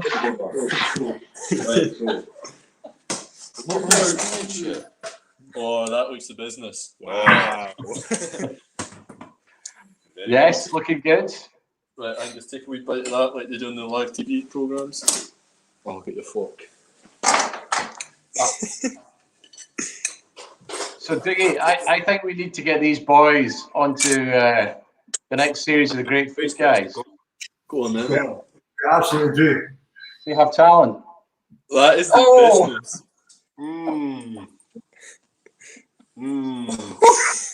That's the right noise.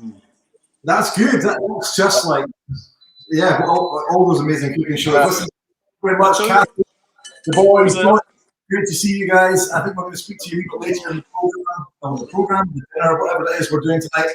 Nick, thank you very much indeed. Bruce, I know we're running a wee bit late now because of that, but yes. Absolutely worth it. How busy is this screen? Hey, don't you go anywhere, Kathy and Doddie. Just you stay where you are. Just you hang fire. Nick and Dougie, you absolute legends. Nick, Nairn, you look like you've done that before. Once or twice, Bruce. Can I just say, Kathy, Doddie, what a pleasure to see you both. Your boys clearly have culinary talent. Must be assistant there in the school. Obviously, Kathy, aye. Nick and Dougie, go and enjoy the food that you have slaved over. Great to see you. Kathy and Doddie, how wonderful to have you with us. We are delighted. The chat is going wild. How are you, Dodge? Very well, Bruce. All good. I don't know if I'm that excited about tasting the meal, so we'll double check. It looks okay. But if I don't make it tomorrow, I'm not here. You'll know why. I tell you what, Dodge, you'll not wake up tomorrow because there's been a whole load of whiskey poured on those mushrooms by the sounds of things. Well, You'll sleep well tonight. there is that, but my son is strong antibiotics at the moment with toothaches. I'm not allowed to take any drinks, so I'm very grumpy at the moment. So Kathy's taking your share. She certainly is, yes. But otherwise, all good. It looks delicious. I've just been handed my plate and it does look delicious. Right, well, I think you have earned the right to eat it in peace. So wonderful to see you. So good to see you. Thank you so much, and thank you everybody for supporting. It's been amazing. Thank you, Bruce. Thank everyone on tonight, Rob. Absolutely amazing. Your testament that there's a lot happens on that other call. So thank you for dreaming up this idea. It's been amazing. It's going to make a huge difference to everyone with M&D, finding cure and helping with M&D. Thank you all. Enjoy your night. Thank you. Awesome. Hey, are we good to you or are we good to you? You've been in their kitchen. Fiona's going nuts because she could see the Doddie duck that I've been talking about. So magnificent. But time to get going because we are obviously running behind. It was always going to happen. But hey, where else have you got to be other than here with us? And I hope you're having a great time. But It is now time. Now, I've had messages from people saying, I opened the red wine, I tried to let it breathe, but I couldn't resist. So I'm not sure how many bottles of red wine are still full and breathing. Now, talking about full and breathing, let's see if Davy and Ali have made it back. Oh, stop it. Look at you. I'm breathing, but I am starving. Looking at those table plates getting put to the pass.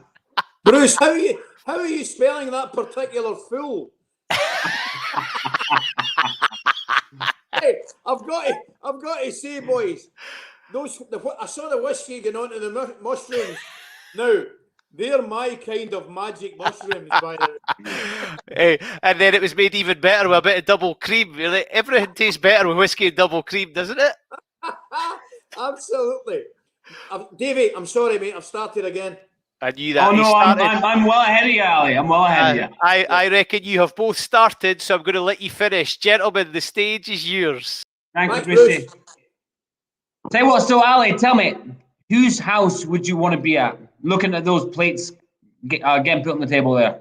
Oh, that would be brilliant. I really enjoyed that. And I've got to say, I come on here, I was all set to give the boys a bit of stick about their cooking, but didn't they do well? I have to They say, smashed it. They did. They absolutely nailed it, which I had about 4 or 5 great lines written down where I was going to destroy them. But I've had to rip them up because they were perfect. And it was brilliant to see the big fella and Kathy as well. That was a real bonus. It was magic to see them. No, it really was. So cheers. So I hope Kathy, the boys, and the big man will be watching. So cheers to you guys. Cheers. Good health to you all, guys. Magic. Right. So Alex, we talk about the wine which we're enjoying together. I'm going to tell you a true story about wine, right? Before we get any further, it was one of my first dates with my ex-wife, Davy, right? And there was a bar. There was a bar in Glasgow that we used to frequent quite a lot called the Steps Bar.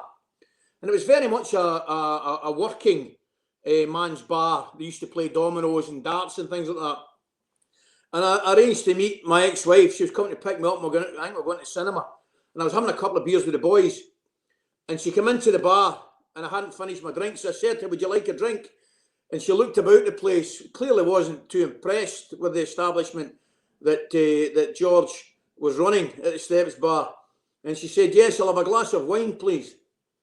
So I said to her, what kind of wine would you like? And she said, have you got a wine list? And I turned around to George, the barman, and said, have you got a wine list, George? And he turned round and he picked up a coral betting slip and handed it to my wife. She opened it up and written on it was red/white. Oh, that's brilliant. Well, let me tell you a story, Ali. On the other side, so I used to work for Michel Roux Jr. down in London at the Gavroche, and the wine list there was this thick. It had about just under 3,000 wines in the list. There were people used to come in there. It was obviously the food was some of the best in the world. But people used to come in and they used to spend, thousands of pounds on a lunch. So I'm serving this one table. Of course, I am dressed up to the hilt, wearing a bow tie, quite like yourself tonight, Ali. So I'm serving this table. So an elderly gentleman in a pinstripe suit, and what I can only imagine is maybe his niece with him at the time. He's slightly younger than himself, and he asks me over. He says, sommelier, I'd like to order the Krug, Champagne Krug 1996, and a bottle of the Mouton Rothschild 1982. These are both wines which cost about the Krug is about £2,000. The red wine, Mouton Rothschild from Bordeaux, one of your favourites, Ali, is about £6,000 a bottle on the list. And I go, very good choices, sir. Let me go fetch them for you. So I come back a few minutes later with my little table. On my best behaviour, this man's spending an awful lot of money. I pour the champagne, I decant, as we were talking earlier, I decant the red wine. Taking all the sediment out, being very careful, and I leave the wines on the table for these couple to enjoy. And then a few minutes later, he asks me back over, and he goes, "Excuse me, sir, can I have In fact, he did not call me sir. He said, "Excuse me, boy, garçon, I'd like a carafe of Coca-Cola and a carafe of orange juice. And I'm thinking, of course, sir, of course. His young friend can't be enjoying the wine. They're discerning choices. They're very challenging wines. Let me go get you some Coke and orange juice. No problem. So I come back and I give him a little carafe of Coca-Cola, a little carafe of orange juice, and I walk away. And I turn around as I'm serving another table a few moments later, and he is pouring the orange juice into the £2,000 bottle of champagne, the Coca-Cola into the £1,000 bottle of red, into some crazy cocktail, and they're eating steak at the same time. And I go, "What are you doing?" Honestly, but, hey, people like to drink the wine. It's up to them. It's up to them how they enjoy their wine. But for me, I keep my Coca-Cola out of my red wine.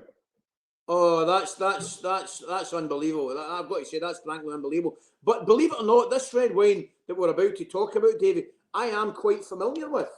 I'm glad to hear it. Yeah, because it's a wine that is quite popular in our household, and we do quite enjoy it. And I did a little bit of research on it. It won silver at the International Wine Competition in New York 2020, and it went a step better and won gold at San Francisco International Wine Competition. You know your vino, you know your wine competitions. Well, this face, Davy, didn't become scarlet by fortune. It was a lot of it. It got a bit of Rocco, as the Spanish would say, because we are just outside Barcelona with this wine alley, Campo Viejo, Tempranillo. So this is a Rioja. So it's a wine just outside Catalunya, or in Catalunya, up the river from Barcelona, and it's a really popular wine. And coming back to your favorite wine, Bordeaux, Ali, the Bordeaux just over the other side of the Pyrenees, from Rioja, he had a huge influence in the style of the red wine we're drinking now.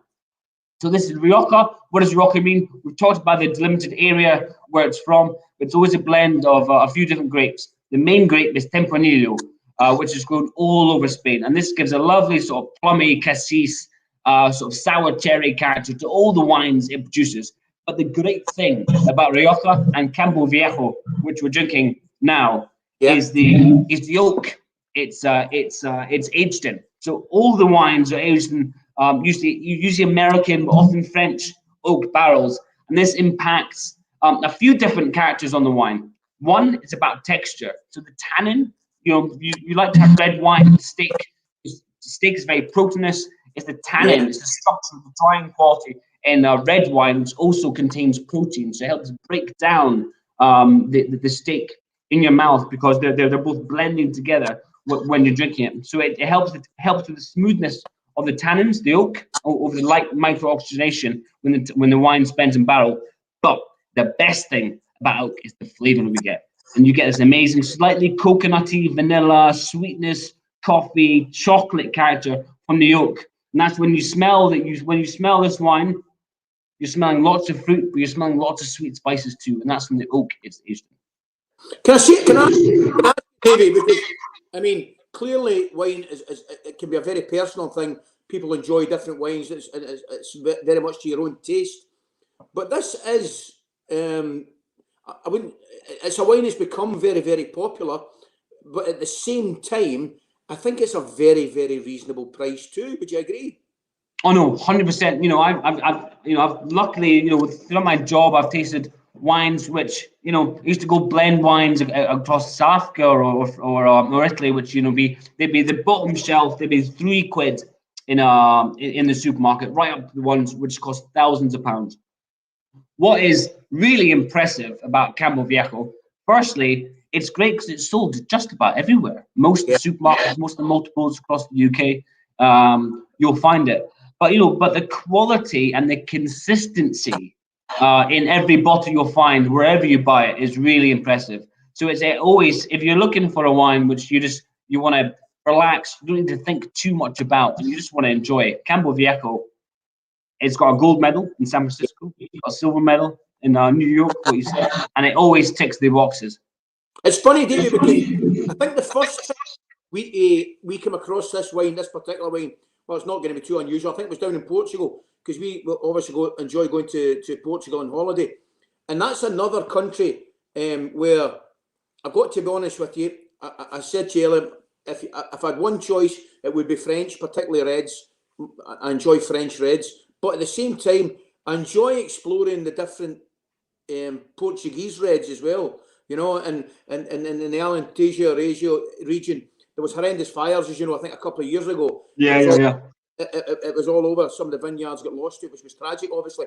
But I do enjoy when we go to Portugal trying the different reds, and indeed from that region. Oh, I tell you what, Ali. No, like spot on. You know, I think we're very familiar with the wines of France, the most famous classical wines. Italy, to a lesser extent, Spain as well. But Portugal, I mean, it's undiscovered. You go to Portugal and you the diversity, the versatility, there's the breadth of different wines you can find there, which are well priced, interesting, delicious.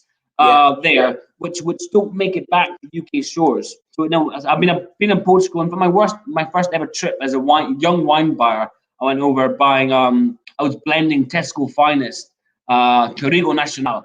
My first ever trip as a wine buyer. I remember going over there, flying to Lisbon, having an amazing fish meal, and then blending the wines the next day, and I was blown away by the quality, also the value you find in Portugal. So it's a great country to go to for the food and the wine. Davy, absolutely. I mean, I'll take you back. I think I told the story last Saturday when I was based in up north of Portugal, in Porto, for the Euros, and I was kind of hanging about with Sir Bobby Robson, who had managed in Portugal, indeed in Porto. So I was telling the stories. He was, as you can imagine, he was godlike status, everywhere in Europe, but particularly in Porto. And I have to tell you, when we were going out for, I was like a wee collie dog following him around. I really was. And we were going to these restaurants. He was taking me out for a meal at night, and some of the wines were absolutely wonderful. But that's the point I was going to ask you the question, Davis. When you go to these places, the wine producing countries, do they have, generally speaking, do they have their own little gems which they wouldn't, for one reason or another, export? Oh no, and this, it's always good, when you go to a wine region, because you think, because generally, the big wine producers, they want to sell their pish, they want to sell the cheap stuff elsewhere to the other, to the countries who don't make their own wine, and they keep the cream of the crop for themselves. Yeah. So exactly. So when you go to different places, again, it's not just Portugal, but where you go, wherever, the best question to ask, or the best gauge of quality for the wine, is going out for dinner, going out for lunch with the winemaker, and see what bottles he brings to the table. Because generally, those wines are out the pyramidal range of wines that country produces. These are the top diamonds, the top spheres. Well, that's what we do. That's what we do, Davy. We've got a couple of wonderful places we go to in Portugal for a bite to eat, and you know what it's like. Spain, Portugal, Italy are very kid friendly, and the restaurants, and they, generally speaking, a lot of them eat later on at night, so it's very much a family thing. But whenever I go to particular places in Portugal, I will normally get the waiter to pick the wine, because clearly, I mean, it's like an obvious thing to say, but he will have a better idea of the quality of the wines than I certainly would, Always, particularly when particularly in Portugal, all these all these different these grape varieties. You don't know what they are a lot of the time, because it's so individual and so intrinsic and indigenous to the area you are. So it's always best when you are in country, ask someone who actually knows, rather than just going spot luck. I was going to ask you the first thing before I ask you the question is, once we do, and it will happen, get back to a little bit of normality in our lives, right? I am officially keeping in contact with you, because whenever you have a wine tasting or whatever you do, you are my new Bobby Robson, Davy. I am going to be hanging on to your coattails and following you. There's no escape. I'll be following you. Ali, you've got my number now. I am not escaping. You'll be like Rob Wainwright to the Doddie Aid masses. I will help you out, wherever you need. Hey, everybody needs a third wheel. Everybody needs a third wheel. hey, I'll be your who could I be? I'll be your Davy Moyes, or I'll be your Stuart Houston. I'll just lay out your cones for George Graham. I'll be Stuart Houston. Bruce, I'm so pleased you've come back on. because my wife's told me to apologise because she said I was out of order what I said about joking to you. If it was near the knuckle, I do apologise, but I thought you would take it all right. And hey, don't you worry, Ali, because I've just had a message for somebody to say, hang on a minute, Ali McCoist looks like he's ready for Celebrity Antiques Roadshow. Do you know what I did? I've got to be honest with you guys. As you know, times are tough with COVID. I've not been out. We've not been out for months and months and months. And I just opened up the wardrobe and I decided to put on everything. Ali McCoist, I have loved listening to you talking seriously about being in Portugal, and then you say I followed Bobby Robson round like a wee collie dog. Yeah. Brilliant, absolutely brilliant. Davy, how good has that been? Sharing your knowledge with a super Ali McCoist. That's been great fun. It's been brilliant power. Lots of exchanges, and I'm looking forward to giving Ali some inside one advice going forward. So we've had Doddie Aid. So next one's going to be Doddie Fest. So we'll have tents. We'll have Phil Cunningham playing in the corner. We'll have the wine. It's going to be Davy's wine bar. Yeah, and over in the corner we'll have a couple of static bikes for Mark Beaumont and Chris Hoy to enjoy themselves. Exactly. That sounds brilliant, Bruce. They can have 2 bikes and I'll have a stool at the bar, if that's okay. Gentlemen, an absolute honour. You are magnificent. Thanks, Davy. Thanks very much, Bruce. I thoroughly enjoyed it. And again, well done, everybody. And guys, I must say before you cut me off, Bruce, there's been a lot of chat about the North Midlands team since we started this evening. What I've got to say is about Team Edinburgh. The commitment, the support, the miles, the money, the way not only just the city of Edinburgh has embraced Doddie Aid, but everyone else from other regions who have got on board with the best team. I've got to say a huge thank you to them. And it's been an absolute privilege to be your captain. So Davy, you've had some superstars in Team Edinburgh. Now, I would like Doddie Aid to continue if it means that Ilona Turnbull goes out in Edinburgh and takes those photos. How good are her pictures of Aldriki? God, she's got a serious talent, a serious eye. I mean, it's almost one of my highlights of the week. Every 3 times a week she's posting those videos, their photos again, and she goes to the most incredible, some of the most, she must know the city very well to go off and get these incredible photos. She's never actually been seen by anybody. Nobody's ever spotted her.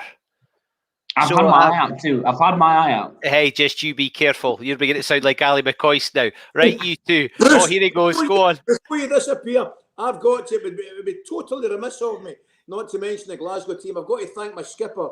My skipper has been outrageous, KB. What a performance he has given us.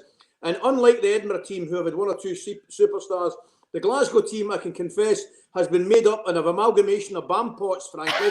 But the fact of the matter is, we've achieved what we wanted to achieve, and I've been so proud and privileged to be manager of this Glasgow team. So thanks very much to all.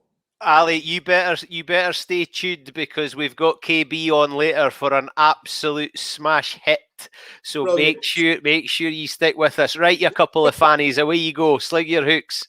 See you guys. Thank you. How good is that, Ali McCoist? But I didn't know what to say it to him when he was there. But I like how he said that in Portugal they let the kids eat in the restaurants. Like, what else do they get to do in the restaurants? But good on you, Coisty and Davy, just magnificent. They got a wee bit serious and then it got a wee bit daft again, which we absolutely love. This bit that you went nuts for this the last time, and he's back now because that lot slavered and because the Weir boys were. What was it Hamish kept saying? Rome wasn't built in a day. Rome wasn't built in a day. So Phil is only going to give us one tune. Now it's going to be an absolute cracker. So get up on your feet and I want to see pictures and videos and all sorts with hashtag Doddie Aid. Phil Cunningham, how are you? I'm good. Thoroughly enjoying this. Are you enjoying the show? Thoroughly enjoyed it. It's hilarious. I was walking down Buchanan Street one day and this lady pointed at me. She was with her husband. And she went, "Oh, look, it's It's and she went, it's Ali McCoist. And her husband said, no, it's no Ali McCoist and it's no Ali Bain. She says, aye, it's the other one. It's the other one. She said, where's your accordion? And the husband went, it's under his shirt. Phil Cunningham, glamour. you got massive write-ups with your last two tunes, and I know you've got something special for us now, so I'm going to shut up and clear off, but you might see me back jigging along. Good man. And thanks again for having me involved. This has been great, and congratulations to everybody who did such amazing work. Absolutely. We set of jigs for you guys to have a wee dance to. Yes, here goes. Good luck. All righty. Where am I?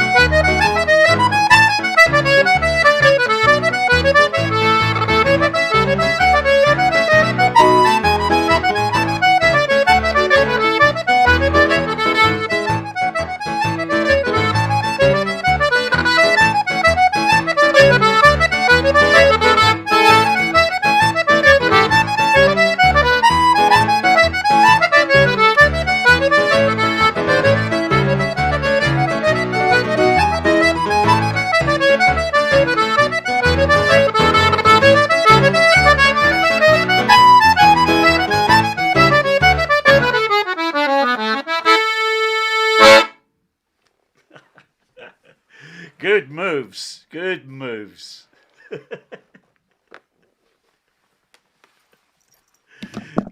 All the best, guys.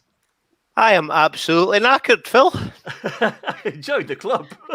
That was brilliant. Oh, so much joy in that music. Yeah, it's good stuff, man. And it's all our own. You obviously love it because you've got a big smile on your face.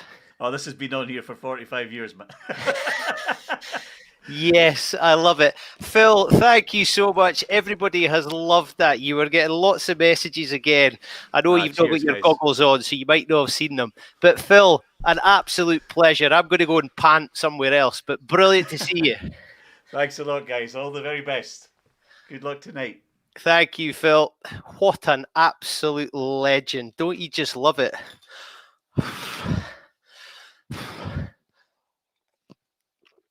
Hold the bus. Right, we're in. Now, you've been at home Doddie Aid in, sparkly, all togged up. Let's have a look and see what we've had on social media. So hashtag Doddie Aid, get involved. Let's see what you're up to. Oh, Alison, stop it.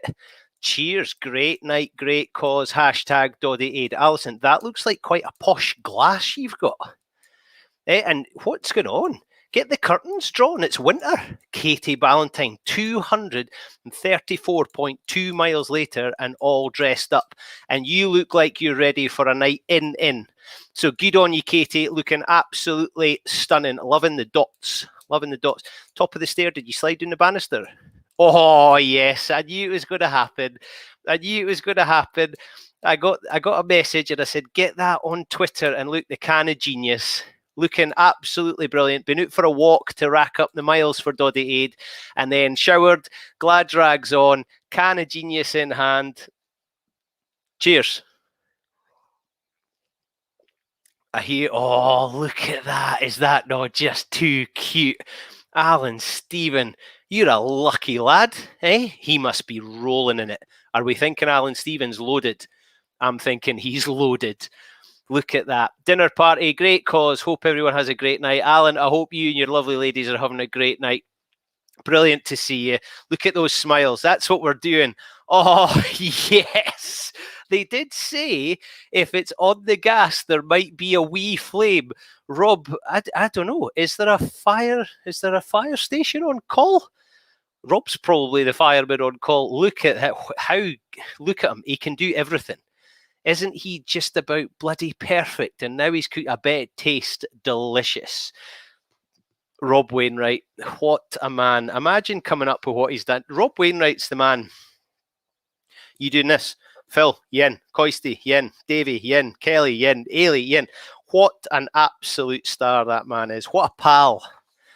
What a friend he is. Now, we have got a really good message coming now. Why have we been doing this? Well, we've been doing it to raise pennies, right? Bottom line, we've been needing to raise pennies for the My Name is Doddie Foundation, but there are ways to do things and we have done it spectacularly. So who would we call on?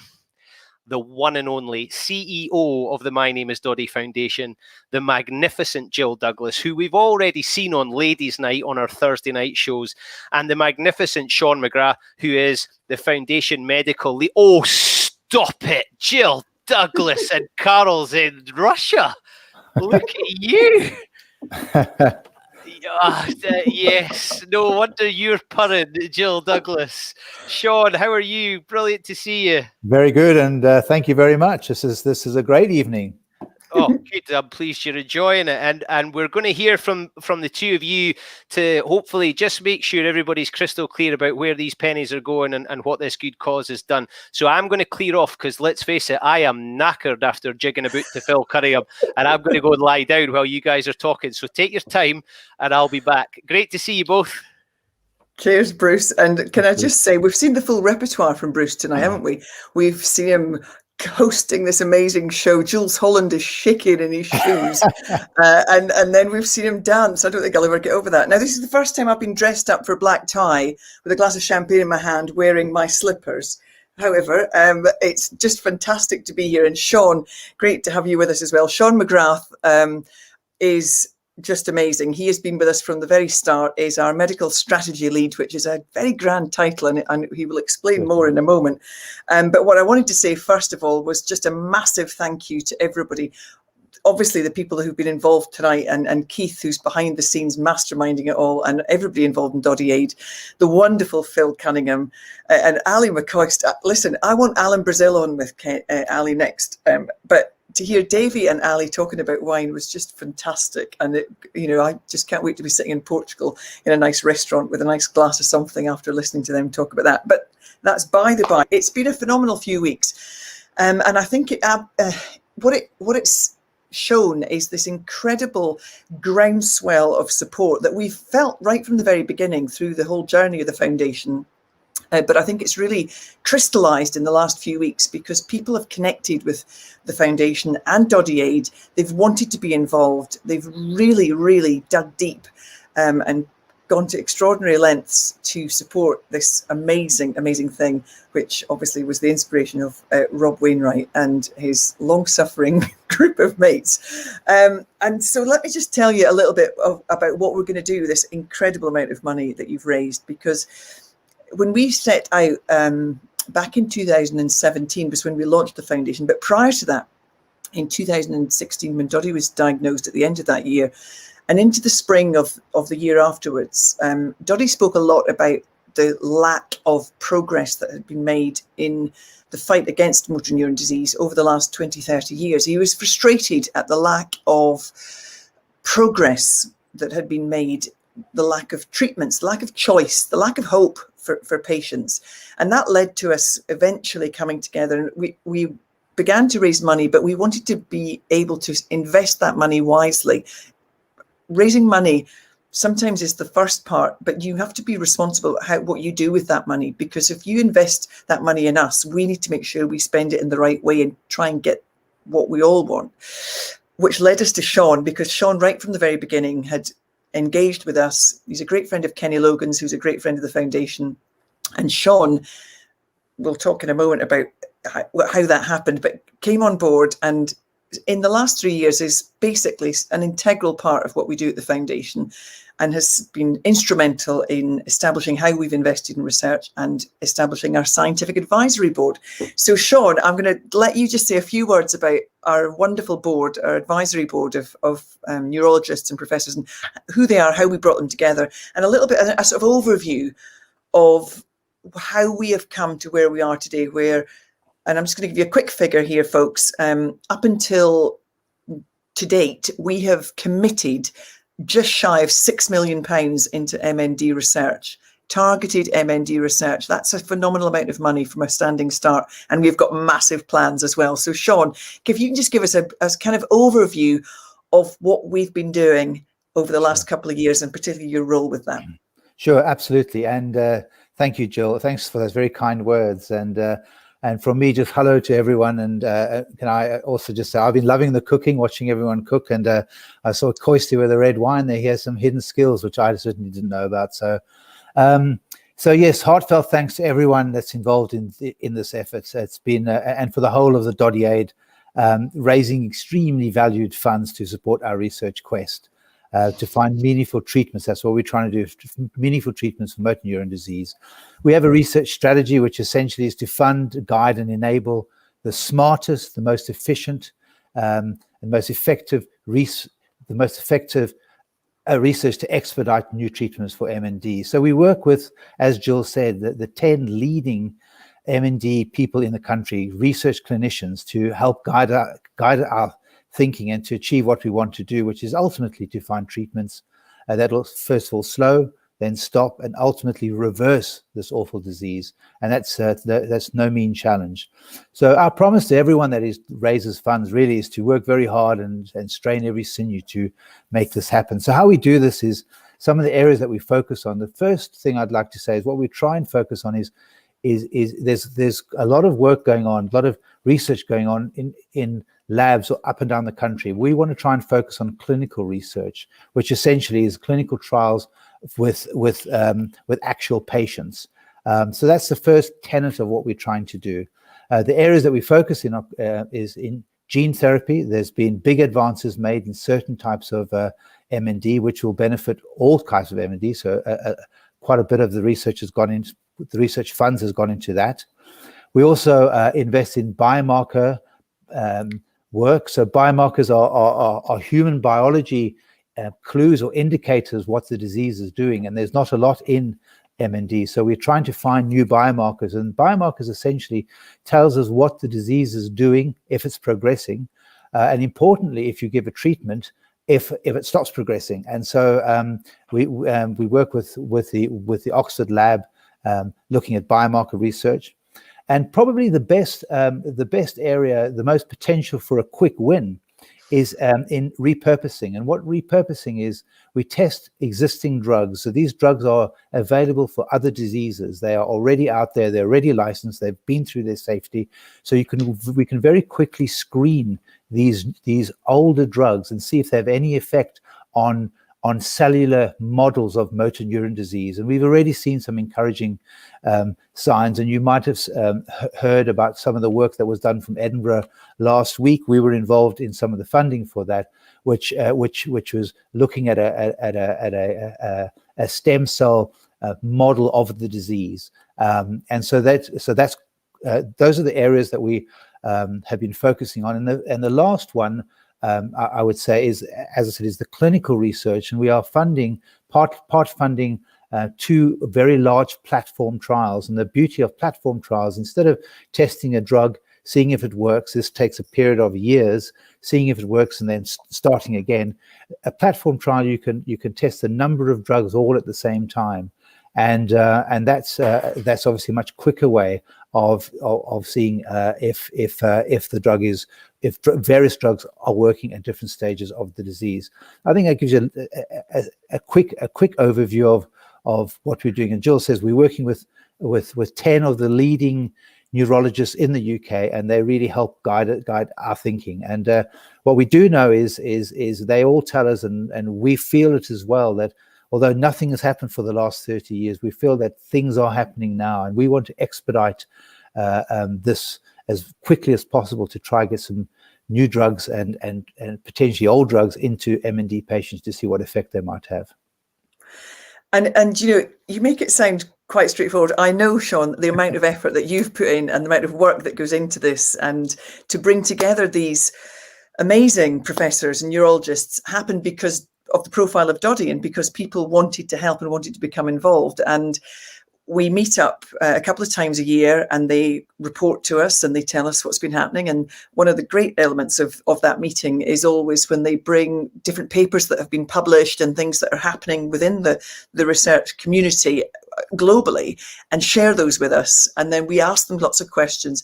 And would you agree, Sean, while we ask them some tough questions, Doddie always, you know, he challenges them all the time. And I think it's really brilliant the way that he does that. And we all try to hold up a mirror to people and say, that's fine, but how can you do this quicker? Or what could make this work easier for you? Or what can we do to help you? Or why have you not done it this way? And I think that's been a really important element. And I think it's something that they really enjoy. I think that's absolutely true. And when I first met the big fella, he was you know, aghast at the fact that there were no treatments, and it was a bit of a desert out there, and I could tell straight away that he was going to do something about it. And you're absolutely right. Sitting in front of these extremely eminent professors from up and down the land, and they're laying out their plans for this research and that research, and so this one's going to take, we think we can get this trial done in 4 years or whatever. And Doddie's saying, hang on, whoa. Let's stop there. Why 4 years? Why can't we do it in 1 year? And they said, well, if we did this and we did that, and we got an extra person in here, an extra person in there, and so, well, let's get them. Let's get those funds and let's ensure. And so you're absolutely right. His force of personality has put a little bit of pressure on the whole system. And I think everyone does enjoy it. You're right. I think people are, and I know we're speaking to all of our advisors. They're very honored to be part of what we're trying to do, and feel very motivated. And I know I hear feedback from our efforts is extremely good. And I think the personality of the big fella himself is really, really part of that for sure. And I think we see that in all aspects of what we're trying to do at the foundation. Definitely, Sean. And I think we look forward to April when we've got our next scientific advisory board. We have got hopefully the launch of our new strategy for the foundation coming up. Hopefully at the end of this month, start of March, when we're really going to lay out to everybody just what we hope to achieve over the course of the next 10 years, just what our vision is, how we're going to achieve the things that we have set out as our goals. And we've put a lot of thinking into that. And I think in some regards, it's been this period of time where we haven't been out off doing lots of different activities. It's given us time to really focus on some of the big questions that we have and how we're going to drive this forward. The one thing that we can't survive without is the support that we've had, and it continues to grow. And I think the one thing that's been really evident, Sean, is the momentum that we've felt and the optimism and the science behind that momentum going forward. And I think that the advances in gene therapy, the advances in stem cell technology, the advances in medicine generally, and the collaboration mean that we are on the cusp of something very special, and we just need to keep our foot on the pedal. We just need to keep that momentum going, and we're working with other people to make that happen. We're obviously part of a much bigger MND community, but that is a really important piece to work with other people, collaborate and drive this forward and not take our foot off that pedal. I think that's absolutely true, Jill. I think we have also introduced an element of collaboration. Often in research, people can go into their own little research hubs and do their own work, which I think is the most important. We've kind of pulled everyone together and said we need to work together, and so that's evident on the research side, but also the collaboration, as you say, with other research charities and other patient charities associated with M&D and part of the M&D family. And we're pushing through some exciting ventures that I think will come to fruition, and we all owe it to all of our fundraisers who work very hard, as you say, in delivering this valued resource that is up to us and our responsibility to make sure that it's spent absolutely in the right way, in the right targeted way. And we spent a lot of time deciding and prioritizing exactly what that research should be. And because it couldn't, we can't scattergun approach. These are hard-earned pounds, shillings and pence that we earn, and it's, as I said, it's up to us to make sure that these things are spent responsibly and also in the areas that's going to get us the best and quickest return, for sure. Absolutely, and we couldn't do that without you, Sean. Thank you very much, and the other members of our team who work so hard to deliver on what we hope to achieve. We should also say that a big part of our funds also go towards helping people living with MND and their families. So we have given, I think, just shy of £1 million in grants, direct funds to people who have MND to help them with different things, whether it's adaptations to their homes, mobility help, respite care, etc. And we do that in collaboration and in partnership with the two frontline care charities in MND, MND Scotland and MND Association, who give grants on our behalf because they've got the occupational health teams there who can best deliver that. So, all of the work that we do there is only possible, and I keep saying it, and as Sean has said it, because people like you have got on your bikes or gone out for a dog walk or have taken your kit off and snowboarded down Davy, and all the different things that you've done, and we just could do without you. So listen, I'm going to finish because I know there's more entertainment along the way, but I thought it was just so important that everybody involved knew how passionate we are about what we are trying to do, but also how responsible we are trying to be with your hard-earned funds. And we really appreciate you giving us the most magnificent kickstart to 2021. We will keep in touch with you and let you know what we're doing. Please sign up for our newsletter. You can do it online. We'll probably email you all anyway, just to tell you how you can do that, so we can share what we're doing. It's really important because you're part of this now. You're invested in it, so you're part of it. So we want to make sure that you can keep receiving updates, but also sign up for whatever next we dream up or whatever next Rob dreams up. And Doddie Aid 2022. Before I get pulled off with a hook and told to be quiet, I just want to say big thanks, Sean. Thank you for tonight. Just great to see you. And can I just also add quickly, Jill, that yes, it is hard work and there's a lot that we need to do, but it's also an honor to be part of this organization from a personal point of view. And it's I feel very proud that I go for a dog walk and I see someone, and I live in rural parts of England. And I'm walking with my dog, and I see someone with some dodgy garb on them, a hat or a snood or a dog collar or something like that. And I find there's this immense pride, and it happens often, either somewhere, and you see that. So it's really an honor to be part of this organization, and together, and all of us, all the stakeholders, all of our fundraisers, we will prevail. We will prevail. Good stuff, Sean. Okay, I am going to let Bruce take over. I've got to be in a studio tomorrow talking about rugby, which I cannot wait for. 6 nations, here we come. It's the big one, Italy, France. I'll be there. I don't think you're going to be able to dress like that tomorrow, Jill Douglas. So enjoy it. Folks, can I just say, Sean, you're getting a lot of love here because of the way you're talking. You're the kind of guy we want in charge of stuff.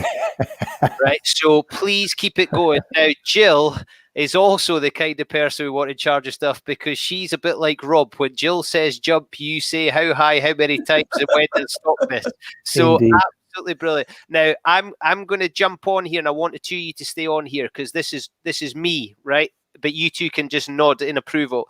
Folks, if you're enjoying yourself tonight, right, this is a night in.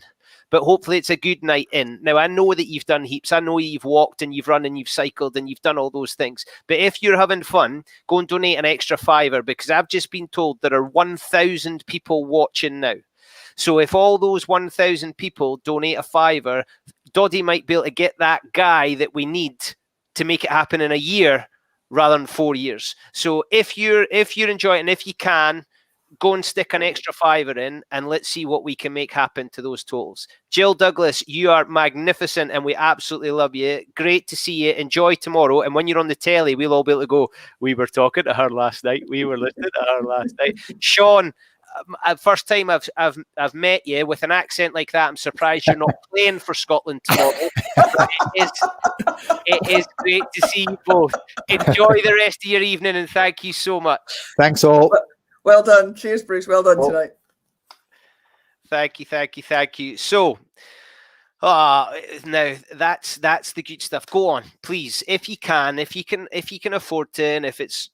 But go on, because I reckon we started at 9 o'clock. We're 2.5 hours deep in this, and believe me, there's still heaps to go. So stick around, and if you can, put an extra £5 in the pot, and it will be really welcome. So thank you for that. The bit I love most about that is how they're working together. This is not, I want to be first past the post. Groups of people, organisations coming together to make it happen. And friends of mine are doing the Spenny Olympics for the MND Association. They're going to do every Olympic event over the 17 days of the Olympics in Japan. Gymnastics, marathon, bonkers, but great people. Time for some more music. Now, we've not got Phil, and this is not live because this one is too difficult with so many musicians trying to get them all to play live. So these are recorded, but these are two magnificent groups. And you'll be able to be that person in a few years' time at a party or something and go, I remember listening to them in early 2020 on Doddie Aid when they are massive because these two bands are killing it. We have from the, and I've got to read this because it made me laugh and I've got to get it right. The Wild Western Isles. I love that. And they're quoted as causing a storm. So we're going to kick off with Trail West and then we're going straight into Skerryvore, who I think are now on the BBC Two playlist. So here we go. Trail West, followed by Skerryvore. Enjoy.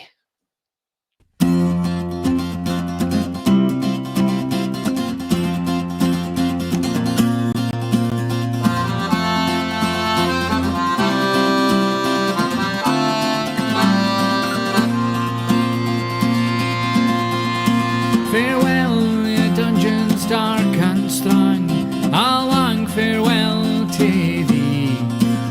Macpherson's time will no be long on yonder gallows tree. 'Twas by a woman's treacherous hand that I was condemned to die.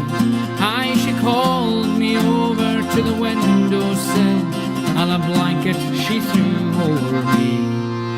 I said Antonley, and said Antonley, say Antonley, Katie. He played a tune and he danced in a room below the gallows tree. That laird of Granto, that Heelan Sant, who first laid hands on me, he pleads the cause of Peter Brown, let Macpherson be.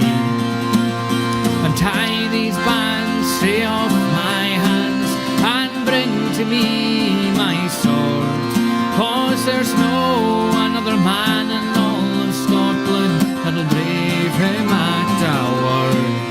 I said Antonley, and said Antonley, say Antonley, Katie. He played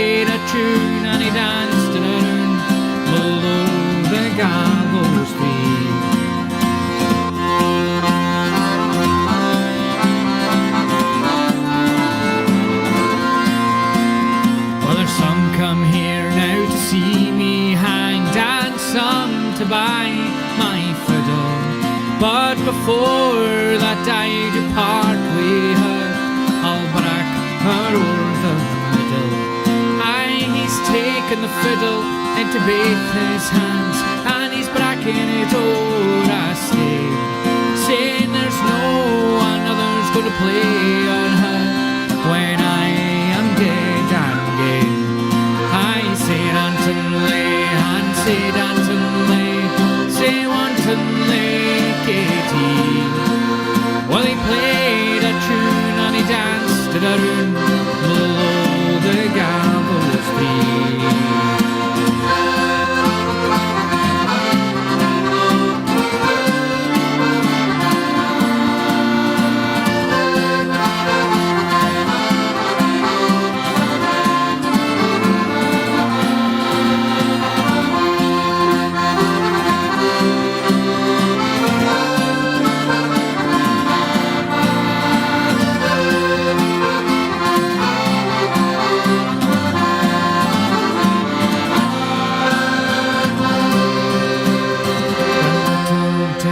My mother think, when first she cradled me, that I would turn to the roving trade and I'd die on the gallows tree.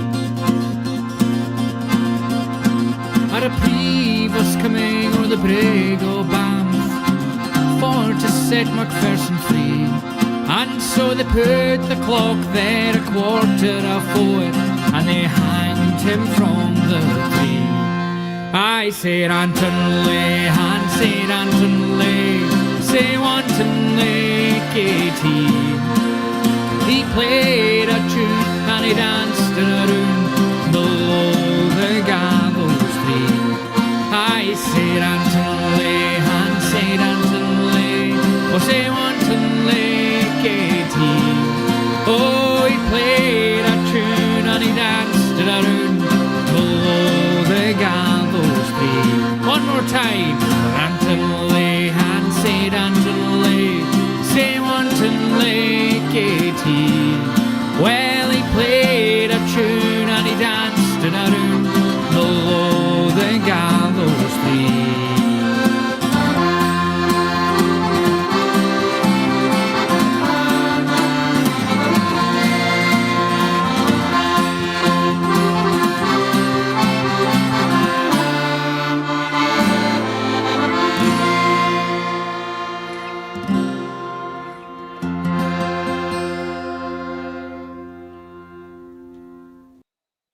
Hello, Scott from Skerryvore here. We're absolutely delighted to be part of the Doddie Gump Challenge, and we've had a brilliant time in January with this lovely Glasgow weather, racking up some miles for Team Glasgow.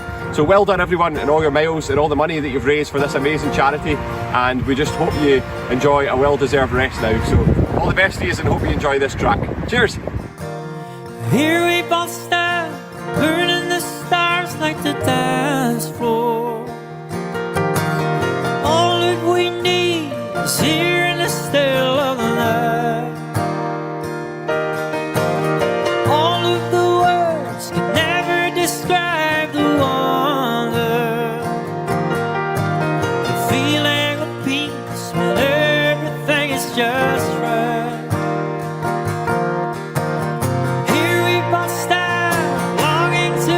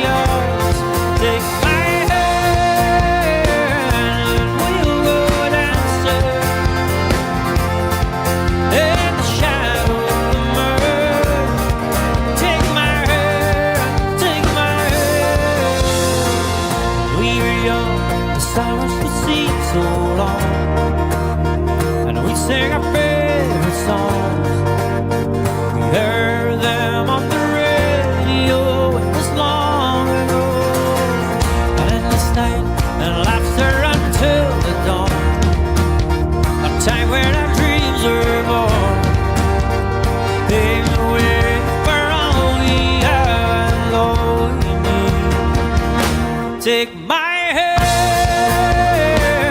and we'll go dancing underneath the stars on a beach that's only yours. Take my hand and we'll go dancing in the shadow of the moon. Take my hand, take my hand.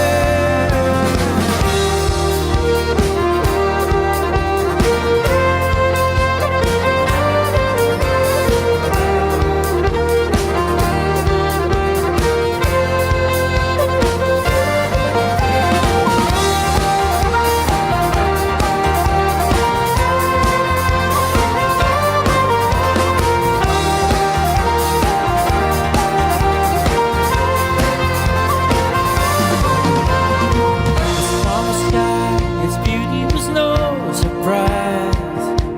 Our love was in your eyes. I knew it once when you looked at me. You were all I could see. Slow dance as you placed your hand in mine. There was never a better time. Luring to the station, haunting melody. Take my hand and we'll go dancing underneath the stars on a beach that's only yours. Take my hand and we'll go dancing in the shadow of the moon.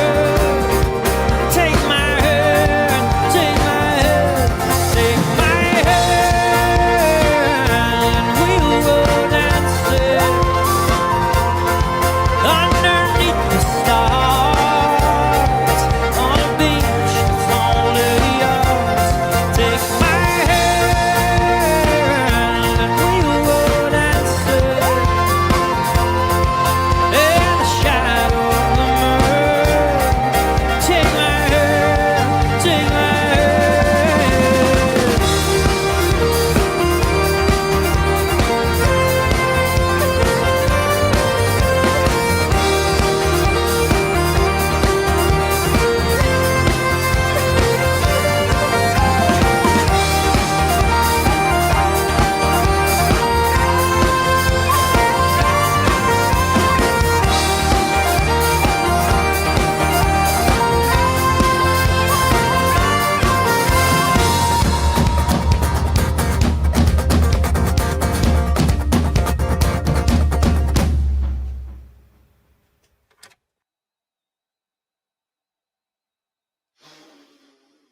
How good were they? They were absolutely brilliant.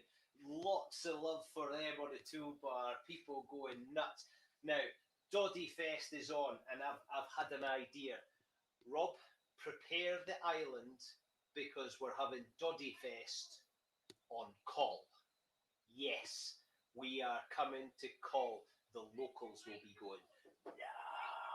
But this is going to be absolutely magnificent. How good were they? Trail West and Skerryvore. Get on your Spotify and let's get going. Now, I asked for a $5 before.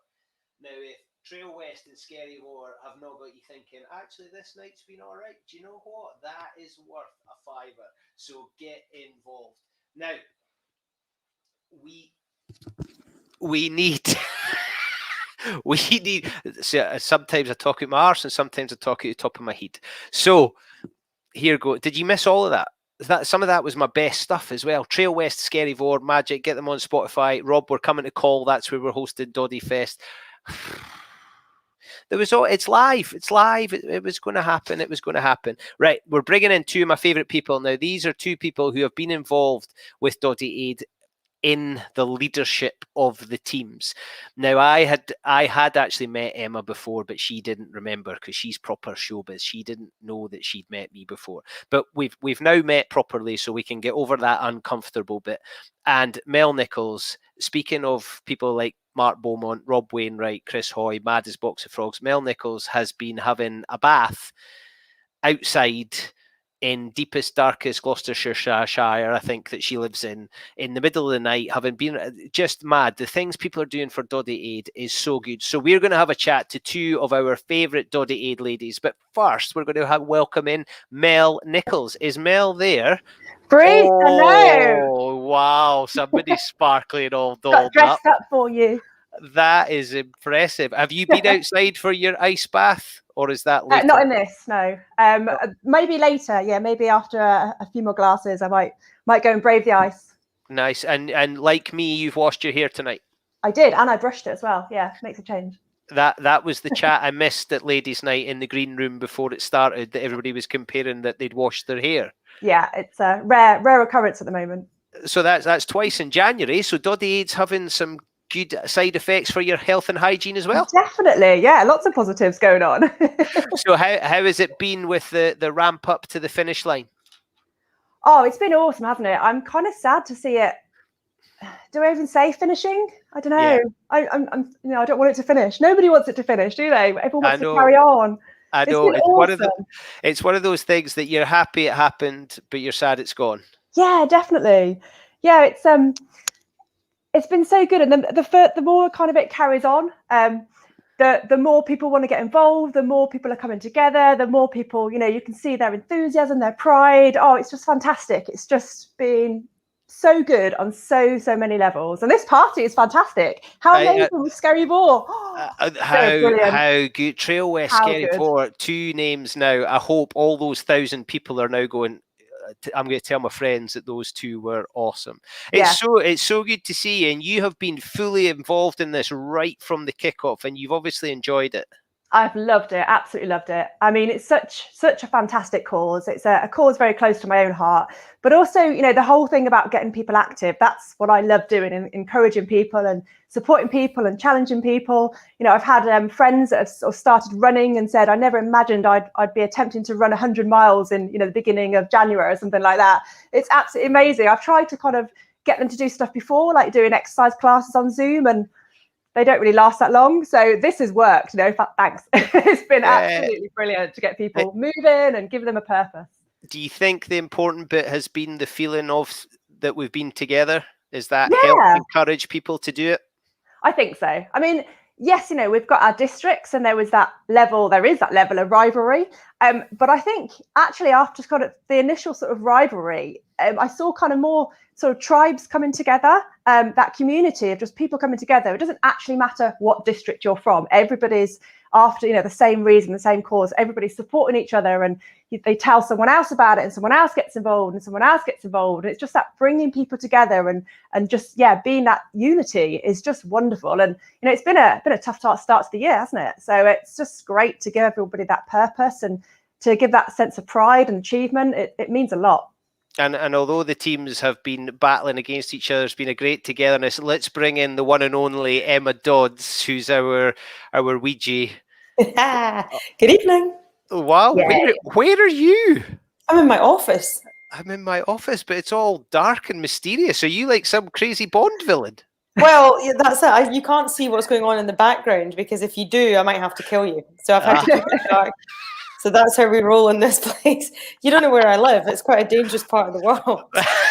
Team Glasgow. We all know what happens in Glasgow and the surrounding areas.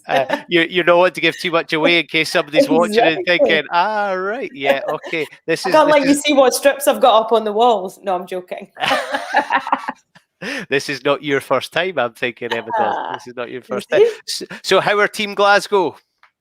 Team Glasgow are great. I mean, I'm not going to try and sugarcoat a proverbial here. We know that, we're at the end of the rung when it comes to the miles done, but I would like to think that we've added a little bit more to the entire event than just miles. And, we smashed the money game when it came to the Mark Beaumont Round the World challenge last week. So we did brilliantly on that. But, we're great. We bring humour, we bring banter, we bring, as Ali said earlier, a bit of mischief. We bring all the stuff that really props up all the other people that are doing the great work. And we've had Coisty on, we've got you on, and then we've got your captain at the end of the night. Is he giving away what's going on?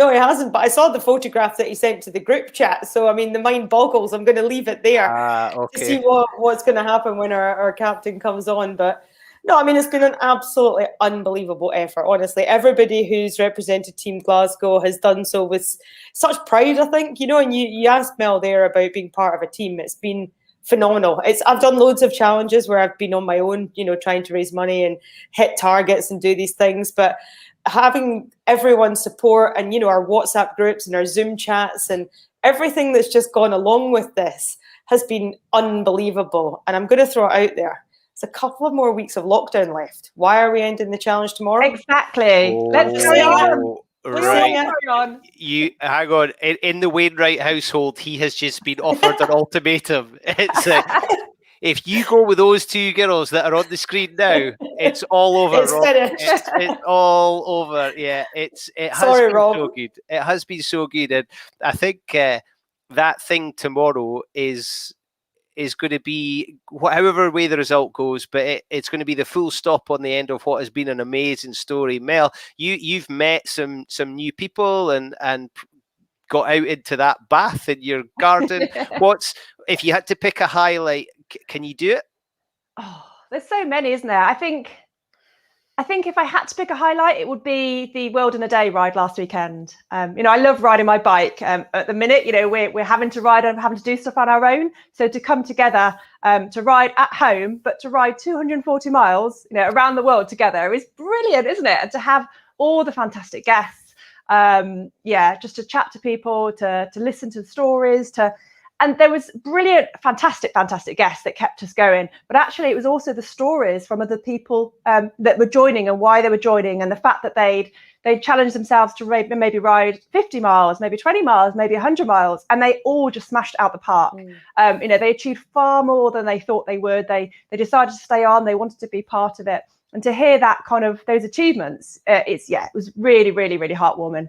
Brilliant. And Emma, one of my lockdown highlight, not that this bit was the highlight, but when the Edinburgh-Glasgow game was frozen off, but nobody was interested in the Edinburgh-Glasgow game because you all had your snoods on. There was Doddie Aid all over Scotstoun that night. Yeah, no, and it was funny because it was the first time we'd all been face to face. After all this fighting talk across various social media channels, we were all there in one environment. And I mean, that was so surreal when that game was called off. I mean, we were literally 20 minutes into our show. I think we'd spent 10 of them talking about Doddie Aid, I might add.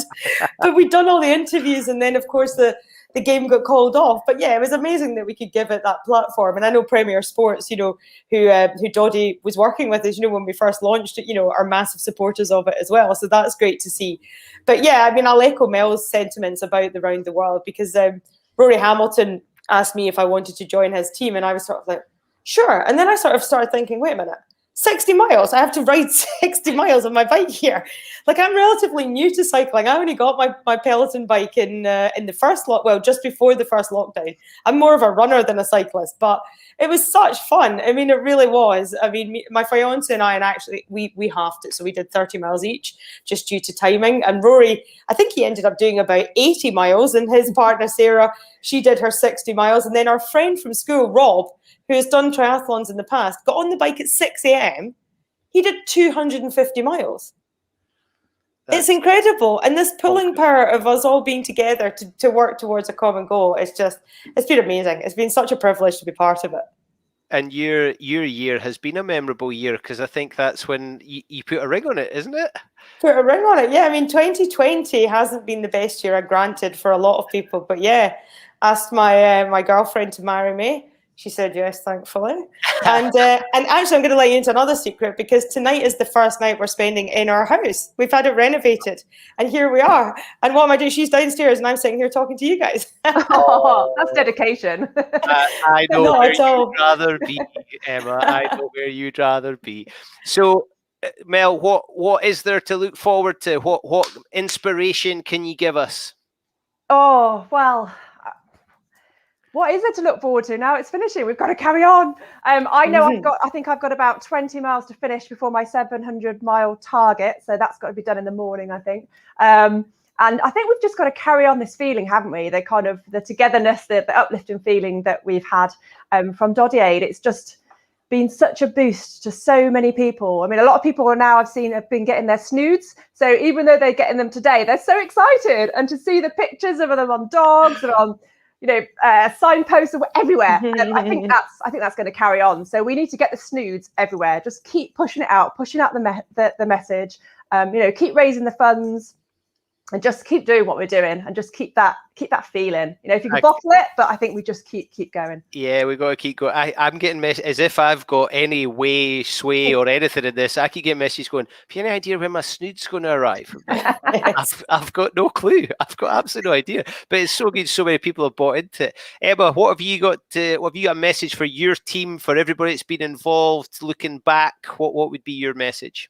Oh yeah, I mean, honestly, I just think if you can sort of keep going on a personal basis, then try and keep doing it. Because although this has been a little motivation, because we've been able to raise money, and I might say again, a phenomenal amount of money. It's smashed even my wildest expectations of what we were going to achieve this month. But you know, you've been part of something really special, and you've done it in the most difficult time of year when the pavements couldn't be walked on. It was snowing, it was icy. You know, we're about 5 weeks from spring. The light nights are coming. The warm weather's coming. You know, if you can, keep it up, because we all know that by exercising, it makes you feel good. And also, I think that we should try and keep the Doddie Aid community going, because I've taken so much inspiration from seeing people on social media. Let's just keep the hashtag going. And if you do something, we can at least all stay in touch and keep an eye on what's happening. Because I think it's been a big boost to me. I mean, I've not been able to probably do as many miles as I would like due to work commitments and traveling. And, you know, I'm going to Newcastle, Southampton tomorrow. And I think of those 3 hours that I'm sitting in the car, like I could be doing something here. If only I could track those miles. But yeah, I mean, it's just been a great community and spirit to see everybody pulling together for a common cause. And it's a cause that I think we all hold really dearly. And, you know, that'll never, ever escape it. So yeah, if you can, just keep going. And, you know, I'm sure this isn't the last Doddie Aid challenge. I'm sure. Yeah. We're a family now, aren't we? We've got to. Exactly. Yeah. I just can't wait till we can all meet up in person. Yeah, party. That's it. That is absolutely it. There's been so much momentum when this thing happens. Like, God knows what Glasgow's going to look like the first night the pubs are open. Like, let's give that a month to calm down a bit. But let's all be in the same space and just go for it. The bit about social media, Emma, I think is really important, because social media can be a difficult place, shall we say? But the positivity surrounding that hashtag has been absolutely joyful, hasn't it? Oh, absolutely. Yeah. I mean, you said it. Social media can be a horrible place at times, but, you know, I see nothing but good in the message that we've been talking about and spreading over the past few weeks. And again, it's exceeded all my expectations. And I think actually a lot of people who are probably on this chat tonight, who are watching it, have probably exceeded their own expectations as well. As Mel said, you might have targeted 50 miles for the month or 100, and you know, some people have got the bug, and you know, and they're almost raising their own expectations from it, which I think is a really satisfying thing to happen. And you know, I remember when we talked, Bruce, a couple of weeks ago in the Thursday night chat, you know, we were asked to pick a photograph, and it was somebody over in Hong Kong that I picked, you know, and our ability to stay in touch, even though we're on different continents, and we've all been working on the same teams, it's been amazing. And I just think that's something that, you know, I think there's a very strong Scottish element in that because of the way we are as people anyway. But obviously, you know, we've got our Excels and we've got other people coming in as part of this challenge as well. But yeah, it's been amazing. It's been absolutely fantastic. It's been such I keep saying it, a privilege, but I've enjoyed it so much more than I really thought I was going to. And so, yeah, it's been brilliant. Well, that's so good to hear, that enjoyment, Mel. I know you're enjoying it because we've now started to message each other, and I can just tell how much you're loving this. It's brilliant. And the dogs, I've got to say, the dogs, and Doddie Aid is tomorrow, isn't it? I'm so excited about Doddie Aid. If anyone can lend me a dog, I'd really appreciate that. I'm up for that as well. I need to borrow a dog. I just love seeing all the dogs in their snooze and just being a part of it. Yeah, horses and dogs, it's just, it's wonderful. I can't wait to see the pictures tomorrow. Is it weird to stop somebody on the street and say, can I put my snood on your dog? I'm thinking the same. I'm just going to be out tomorrow and by the river and be like, can I put this on the dog? Can I take a picture? Dog, please. I think the bit that I've been lucky enough to do is these things, and I feel very, very privileged and grateful to have done it. And there's two bits to this. We've had people like you who have been our focal points and our leaders, and you've provided so much inspiration. You're both part of a really fantastic team who have galvanized so many people. And then we've had everybody else who have been posting pictures and racking up the miles and donating it. And that's what a good team is. We need leaders and people out there beating the drum and stamping their feet, and then we need people to get on and follow. And I think both of you have done a magnificent job. Folks, it has been an absolute joy to meet you both properly. Is this properly? But I really hope that we get to do something in future. Enjoy the rest of your evening. Stick around for Captain Glasgow later on, because I cannot wait for that. Enjoy your evening. Enjoy tomorrow. Emma, safe travels and enjoy. We'll look forward to watching you. Mel, go for your ice bath. Later, I will. I've got to say, I was really excited about the meal tonight, and I've loved watching the cooking.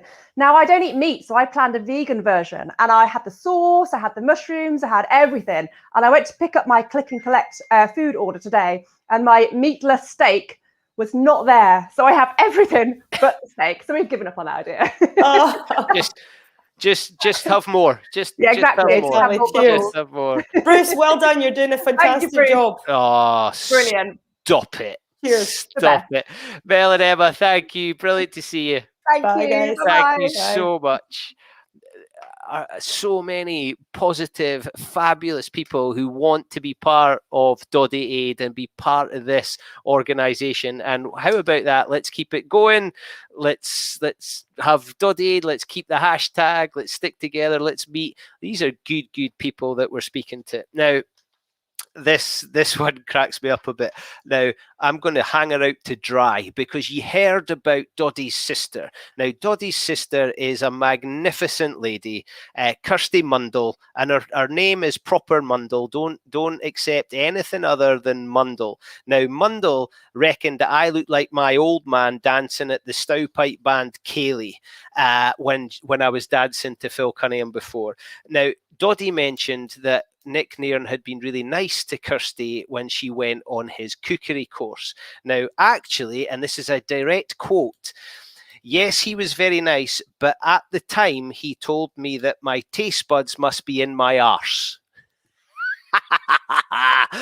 So Kirsty Mundell, although she enjoyed Nick Nairn's cookery course and he was very polite, he was also very honest by the sounds of things. Now, you've had the fizz, you've had the red wine. We're getting close to the end of the evening, so it's now time for something a bit smaller. Hang on, a bit smaller. Jim Hamilton. He's not very small, but it's time for some whiskey with the magnificent Alex Bruce, who is going to keep in check Big Jim Hamilton. Look at you. Look at you. That is a face of mischief, Jim Hamilton. Well, I'm in London, so can you hear me okay? We can hear you down in London Village. Great to see you, Alex. Look at you. That is proper dressed up. I've been looking for centuries for this jacket, and I found it tonight. So it couldn't be more appropriate. Gentlemen, I think everybody is waiting with bated breath to see how the whiskey tasting unravels. So I will give my leave, and both of you can enjoy yourself. Cheers. Cheers, Bruce. Yeah, sorry, I was taking my headphones off there. I was getting a bit of static. It was great that you dropped the whiskey off before I took the road trip down to London. Obviously, we're not allowed to travel unless it's exceptional circumstances, which it is. I'm one of the lucky ones that's going to be watching the live rugby tomorrow, so I'm there doing TV. I don't know how. Me and Johnny Wilkinson, two of the rugby greats, they said, but somehow I've ended up amongst that company. We'll be able to hear you cheering from up here, I'm sure. Let's hope so. So you made it down safely anyway, and I'm delighted to see the whiskey made it with you. Yeah, it did. I'm having to fiddle around with this because it is a makeshift home. I'm in a hotel room, which feels slightly alien. I've not left the house since March, and I know my wife's watching, so I shouldn't say the excitement of me getting in the car and driving. Well, I said to Kelly Brown it took me 10 hours. He said it took you 6, but it sounds better if it says 10. But the first 3 hours I was buzzing, and now I'm exhausted because of the excitement of actually leaving home and my wife, the poor woman with the 4 children. But I'll be home on Tuesday or Wednesday. It takes a long time to get home, so she'll see me Tuesday or Wednesday, hopefully, with a Scotland victory. Fantastic, absolutely. Well, I'm also getting quite weary, but this tonight has been so inspirational. It's just been everyone that's been on, the music, the food. I mean, getting to see how clean Nick and Dougie's kitchens were was just, as I say, inspirational. And I actually started drinking whiskey this morning at 6:30 in New Zealand, and that is the joys of virtual tastings that we all live with now. Well, yeah. exactly. Well, as I say, I was driving, so I wasn't drinking. I know what you're going to ask me, Jim. Do you drink whiskey? That's what you'll ask. I'm a bit of a chav, really. I'm not a massive drinker. I'm a chav because when I go out, I normally go out and I'll have 10, 15 pints, and that's it. And then I won't drink for a month. But as I'm aging, like a fine whiskey, absolutely. I've had a few drinks during lockdown, some gin and tonics. We got sent a big box of craft lager as well. And then, as we know, Alex, you turned up on my doorstep as I was taking the kids to bed last night. Also, I would have invited you in if it wasn't the situation we find ourselves in as well. So I thank you. I'm not too sure what to do with them. Well, no, I brought you forward just in case you got thirsty. But basically, look, whiskey, it's all about chat. It's all about enjoying with friends. It's not about getting too analytical. It's just about having fun, appreciating what is basically a Scottish product through and through. And we are really fortunate to be involved in distilling up on the West Coast, not far from Mr. Wainwright's island. And in fact, Rob rang me, or he WhatsApped me a couple of weeks ago, and he said, Alex, I'm getting a bit dry on the Isle of Coll. Can you send more whiskey? And while I've got you, do you mind doing a wee tasting a week on Friday? So here we are. It's amazing, though. I mean, don't be fooled by the English accent. I grew up in Coventry, which is just north of the Hebrides. It's a rare accent from up there. But wherever I travel, I'm lucky enough to travel around the world, even now in retirement in my new job. And I kind of play the Scottish card because I know that people like Scottish people more than English people generally. So they don't really know what to make of it with me. But I say Scotland, then they say whiskey. And I just go, I've got no idea about whiskey, but I just play along with it. You know what I mean? So genuinely, I was going to say you could give me a Bell's or you could give me something else. I'd know the difference. I'd obviously know what a poor whiskey is, but I wouldn't know what an okay whiskey is and a great whiskey. But as the palate evolves, I'm sure, and with your input and knowledge, I should be able to learn more. Look, it's all about what you like. There's no such thing as a bad whiskey. Every whiskey is good, but it's about your personal taste. When I started my whiskey journey, I came from a bit like Davy. I was in wine before, and I joined the whiskey industry in about 2004. And my mentor, who's remained as one of our sort of chief noses, if you like, for tasting and blending, a guy called Charlie McLean, amazing guy from Edinburgh, knows everything you want to know about whiskey and more. Charlie and I were tasting. We were selecting single barrels of these amazing Islay whiskies in his office, and I was there as a complete novice, trying to understand how to do it, after wine, so to speak. And he said, "Look, it's really simple. Remember that your nose is attached to the front of your brain, and this is where your memories are basically triggered. So when you smell a whiskey, you're trying to trigger a story, trigger a memory, something that's happened to you before, and it could be anything." So we were there. We were there all day tasting whiskey and writing tasting notes, and as the day progressed, the pen, the nose, and the front of the brain got more and more distant. And one of his sons, they're the McLean boys, the Braw team, who just rode, the Atlantic. Oh, I saw that, yeah. Yeah. So one of them, the middle one, who was about 13 at the time, he walked in, and Charlie just put his glass under the boy's nose, and he says, "First impression," and he said, "Oh, that smells like grandfather's pajamas." Old school. He meant old school. Yeah, kind of mothballs and stuff we don't want to talk about. Certainly not tonight. But anyway. Do I crack one of these open or not? I've been waiting. Yeah. No, crack one open. I mean, everyone's got a whiskey in their glass. I've been waiting here for about 4 hours. I'm like, what do I do with them? Sorry. Choose one. I mean, I've got the first one, which is the lighter one, probably. They're quite hard to read. We've got small print. Just choose any one. The one I've got is at a slightly reduced strength, so it's not too much alcohol, about 46.8. The other ones are all at natural strength, so they're straight from the cask. So they're quite, hearty. They can do with a drop of water. Well, I'm not too sure. It's my cup final tomorrow. As I said, I'm on TV with Johnny Wilkinson, and I have to call him Sir Clive because I called him Clive Woodward last time. It's actually Sir Clive. So I've got to be at my very best. So I don't know whether, I probably will. 6 drams. 6 drams, I'll be at my very best. So here's the Scotland victory tomorrow. And also to everyone out there, I'm not too sure how many people are out there, but I know there's a lot of you living. I've got an ironing board just there. I've got an unbelievable setup. You can't see it with the light. And it's so weird talking to people in your room, right? This has become a very normal thing, which was never a thing before. But just Aaron, just listening to the ladies speaking before, and obviously Bruce and everyone on here, from my point of view, being a Scottish exile and the captain of the Scottish Exiles, just the way that everyone's pulled together has been quite phenomenal, really.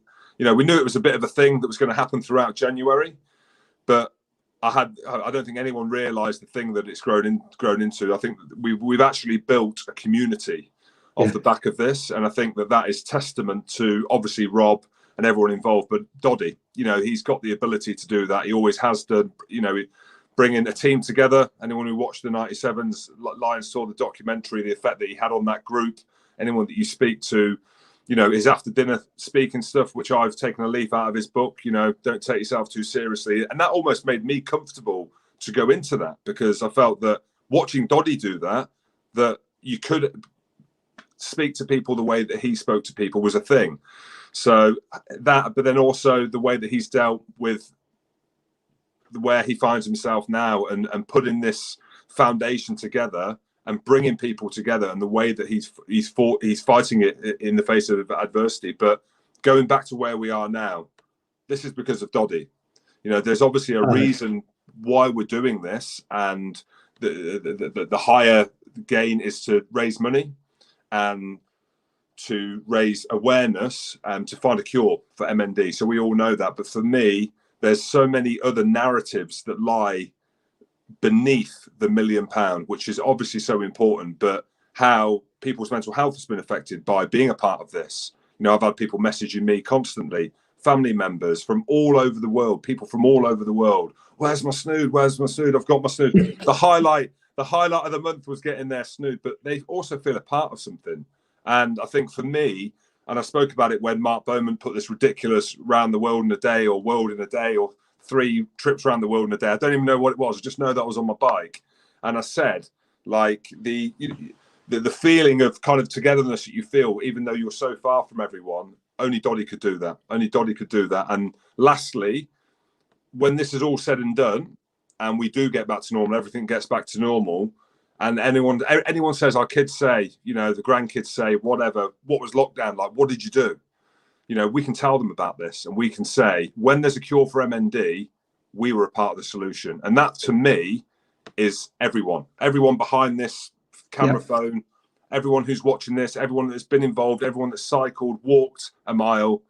It's a big cheers to everyone out there, and it's been amazing. Look, Jim, it's just, you summed it up beautifully. It has been such an inspiration. We, as an industry, as a tiny part of it, because what you've talked about, the teamwork, and especially during lockdown, but it's gone beyond normal boundaries. It's gone beyond sport. It's gone beyond Scotland. I mean, people talking about Hong Kong and other countries. As a really small part of it, the Scottish whisky industry, we've had whisky auctions. Money coming from all different places because of the man he is and what he's managed to achieve by bringing everyone together for this. So yeah, I mean, really, cheers to everyone. Fantastic. And look, as I said earlier, Whiskies for Enjoyment is for fun. Last time I saw Rob, he was on a bicycle real time with Mark Bowman in Ardnamurchan, having basically pedalled into a strong westerly all day. And we took them up into the warehouse. We gave them a decent kickstart for the next leg. Yeah, it's been a great year. And really, as I say, this what's happened tonight has just been fantastic as well. Yeah, absolutely. And then tell me, with the whiskey industry, not just throwing this your way because we've got nothing to talk about. We can talk about anything. We can talk about the rugby tomorrow. But like from my point of view, the whiskey industry, I say I'm a millennial. I'm 40. Well, I'm not. I'm 38. I'm actually taking a year off. I'm actually saying I'm 37. But I'm coming up to 40, right? So you're talking, the millennials. This is how they live their life on social media as they come through. Is drinking still a thing? As I say, I'm a bit of a chav. I go out and have a blowout every now and again. The arts and the crafts of whiskey, Alex, are they still there? Will they still be there in the future, do you think? Massively. Jim, we're in the era of single malt. When I started in whiskey, it was still very much blends. Your famous Grouses, all these fantastic brand names. My 4 times great grandfather actually created blended Scotch whiskey in Edinburgh, a guy called Andrew Usher. So it's been going for a long time. But we since the turn of this last century, we are very much with single malt. Around the world, it's become an aspirational drink. It's become an aspirational item, if you like, product. And what we are seeing now, certainly in Scotland, is a whole raft of new distilleries, including our own up in Ardnamurchan, who are building themselves on single malt. And they're building themselves on sustainability, renewables, all these wonderful things, which the millennials understand and want to focus on. So we're there to engage with the farmers in Scotland, get the barley grown for us, everything, all part of that supply chain, that lovely Scottish food, supply chain. And it's exciting, the industry. It's really exciting for the future. Yeah, because a lot of people looking at homegrown stuff. I've not got a list of questions. I'm just going off on one because this has hit me like a truck. But everyone's looking for homegrown produce now, aren't they? Shop local. Everyone's talking about these things. And I again, not knowing the industry of whiskey, I drink coffee myself. I've got 4 children. Of course I do. I drink as much coffee as I consume to get me through the day. But so it's all about homegrown produce. We've got everything on site in Scotland. Yeah. No, look, we've got, I was on, I can't remember which website the other day, ordering scallops from Mali, and it's fantastic. These are things that we dreamt of a few years ago, but we can do it now. And I think actually, we all talk about lockdown being a bit of a reset button. Positively, I think. We're getting outside. We're exercising more. We're understanding our surroundings more. But we're also shopping locally now too, and that's really good for the future for the industry. Yeah, absolutely. Well, I'm not going to drink all of these tonight. As I say, I'll have how many shots would be in that? So you've got each one of those is a generous double. Oh, is it? Okay. Yeah. So your normal double in a pub would be half of one of those. Oh, really? Well, I'm 6'9" with heels, so it's basically a single for me. That's how I'm justifying it to my wife, Becky, who's watching from home. For sure. No, Jim, it's been an absolute pleasure talking to you. And I hope when we're allowed to have a whiskey properly together, I look forward to that. No, absolutely. We'll be watching out for you tomorrow from the stand. Yeah, no, I can't wait. I'm one of the lucky ones. As I say, it's. I heard Stuart Hogg talking about feeling an obligation to deliver for all the fans, not just in Scotland but from around the world. And it's obviously it's crap. There's no fans. We completely get that, and it is what it is. I think there's an element of people getting used to that. The Autumn Nations Cup, for the rugby fans out there, I don't know, it was a bit bitty. People didn't seem to kind of warm to it, but the Six Nations, such history, 150 years, the Calcutta Cup has been going for. So it's the appetite for the game tomorrow is huge, and Scotland got a real opportunity to do it. And if they do, I'll toast another one of these. When I'm home, when I'm home, Becky, on Tuesday, it's going to take me ages to get home. I don't know why. It's just a long drive. Jim Hamilton, that lady deserves a medal. She does. It's not just me. It is. We've got twins that are 3 years old as well. No, she's brilliant. She's really good, and she's warm to the Doddie Aid stuff. She's been a part of it as well. And for someone that didn't know too much about it, you know, her family as well have seen it and got on board as well. So, and that's just branched out further and further. So we feel closer to Doddie and the foundation more than ever. Good. Gentlemen, the two of you are getting a lot of love. I am getting a lot of messages saying, I want to go out for a drink with those two. I'll do anything to go out for a drink with anyone. Yeah, anytime. I love it though. When you right at the beginning, you were like, "Yeah, I usually go out. I probably have 15 or 16 pints, and then I don't drink for 15 or 6." Jim Hamilton, yes, responsibly. Responsibly, I drink them responsibly. Of course you do. I've never seen you spill a drop, Jim. I've never seen you spill a drop. No. Gentlemen, an absolute honour. Great to have you part of this, whatever it is, but part of tonight. Alex, thank you for everything and for keeping Jim in check. Jim, brilliant to have you, and you have been awesome. I've loved the pictures of you on your bike. Of me? Yeah. Boom, off. Yeah, he's been a tired boy. How much do we love those two? Alec Bruce, what a superstar, knows his stuff. And I love that there was no arrogance around it. It was just, no, there's no such thing as a bad whiskey. It's just your taste. And that is exactly right. And that is why I love the Communards, because it's all about taste, ladies and gentlemen. Now, talking of taste, right? Have a look at this, right? Let's please do this if you can, and if you're willing, and if you haven't already. And but hey, if you've had a few Genius, if you've had your fizz and your red wine, and you've had your whiskey, why not? It's a £5. Go for it, and cheers to the Genius. Folks, we're getting close, but this bit has been so exciting. And when I heard it, I thought yes. And when he was on the Thursday nights, I asked him to do a little bit. But tonight, you are in for an absolute treat. Now, I've known this man for a long time. I've known this man before he was such a big deal. Now he's working with Glasgow Warriors. He's the coach for somehow or other. He's involved in the Glasgow Doddie Aid team when he's a South boy through and through. He got paid about £7 billion playing for Saracens, but he is with us tonight to do something he does very, very well. Ladies and gentlemen, please welcome the magnificent Kelly Brown. What an incredible introduction, Aitchie. You are. Thank you very much. You are the man. I love this. On YouTube, your Highland Cathedral. That, however, there's thousands of views. Most of them are me. Sometimes I just type in to YouTube Kelly Brown, and it makes me feel better, and I can get on with my day. How are you?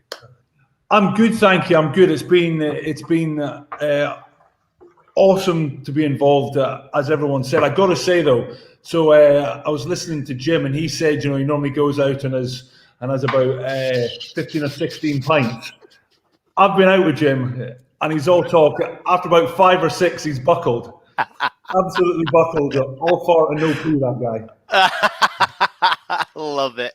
Kelly, I am really looking forward to this. You're going to do two numbers for us, and they are crowd pleasers. So, Kelly, I'm going to talk to this lot just now. Folks, when Kelly's doing this, please, please, please tweet with Doddie Aid, hashtag Doddie Aid, your videos of you joining in, of your pictures of people going nuts. Let's see you getting involved. It's now 10:20. We were supposed to be finished 20 minutes ago.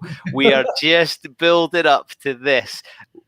Kelly, I'm just going to let you go here. Ladies and gentlemen, for your listening pleasure, the one and the only Mr. Kelly Brown.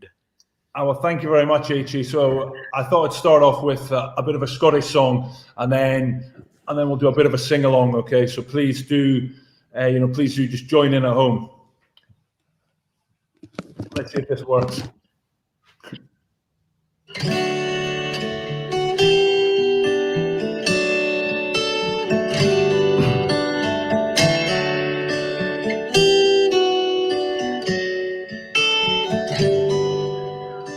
I don't know if you can see the changes that have come over me in these last few days. I've been afraid that I might drift away.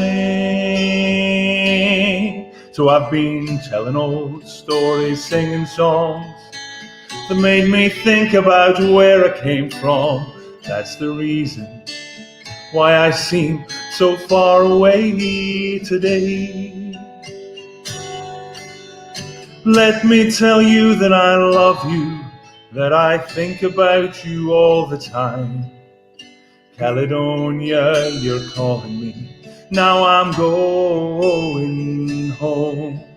And if I should become a stranger, you know that it would make me more than sad.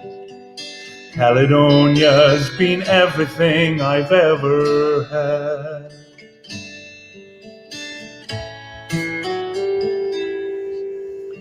I have moved and I've kept on moving, proved the points that I needed proving. I've lost the friends that I needed losing, found others on the way. I have tried and I've kept on trying, stolen dreams there's no denying. I've traveled far with conscience flying, somewhere with the wind. Oh, let me tell you that I love you, that I think about you all the time. Caledonia, you're calling me, now I'm going home. And if I should become a stranger, you know that it would make me more than sad. Caledonia's been everything I've ever had. Cheers. I'm sitting here before the fire, the empty room, the forest choir, the flames that couldn't get any higher. They've withered now, they've gone.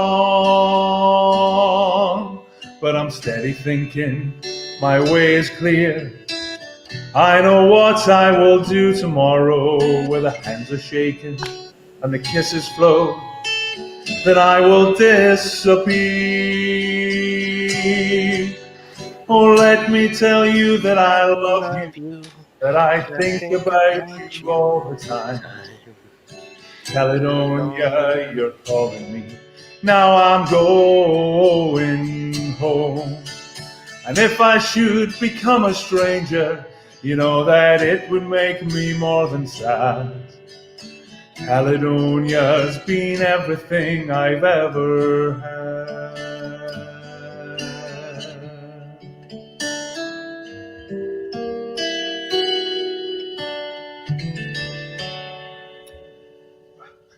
Cheers.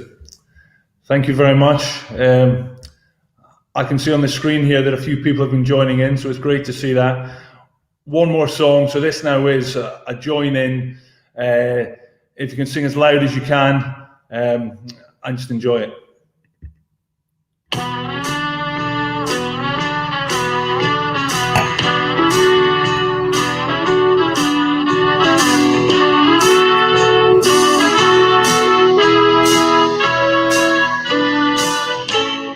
Where it began,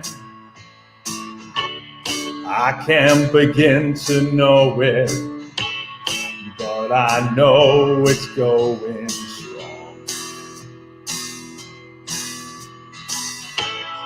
Was in the spring, and spring became the summer. Who'd have believed you'd come along? Hands, touching hands, reaching out, touching me, touching you. Sweet Caroline, good times never seem so good. I'd be inclined to believe they never would, but now I look at the night and it don't seem so lonely. We fill it up with only.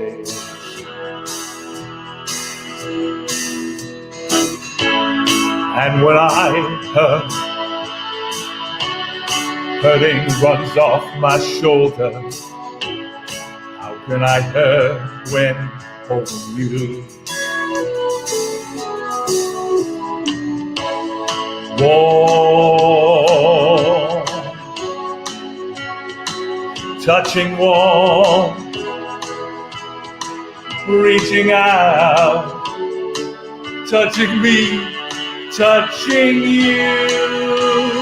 1, 2, 3, 4, sweet Caroline. Good times never seem so good. I feel inclined to believe they never would, but now I'm.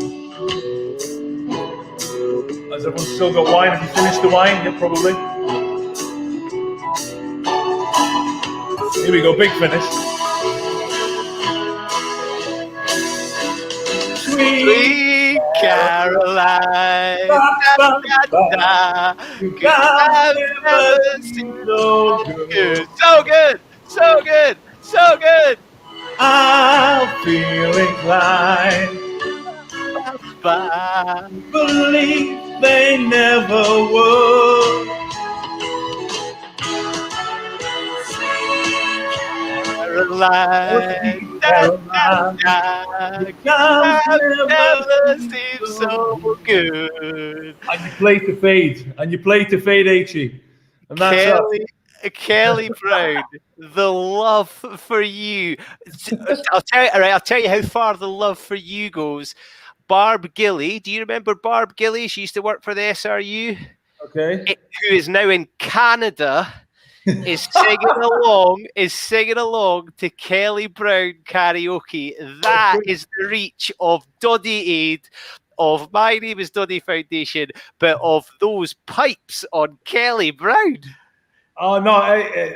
As I said, the whole thing has just been so much fun, and we've raised a load of money, and just people have just bought in, and it's been absolutely fantastic. And honestly, it's been my pleasure to get involved, to play a small part, and thank you so much to everybody that's got involved and spread the word and raised money and done the miles. So thank you so much.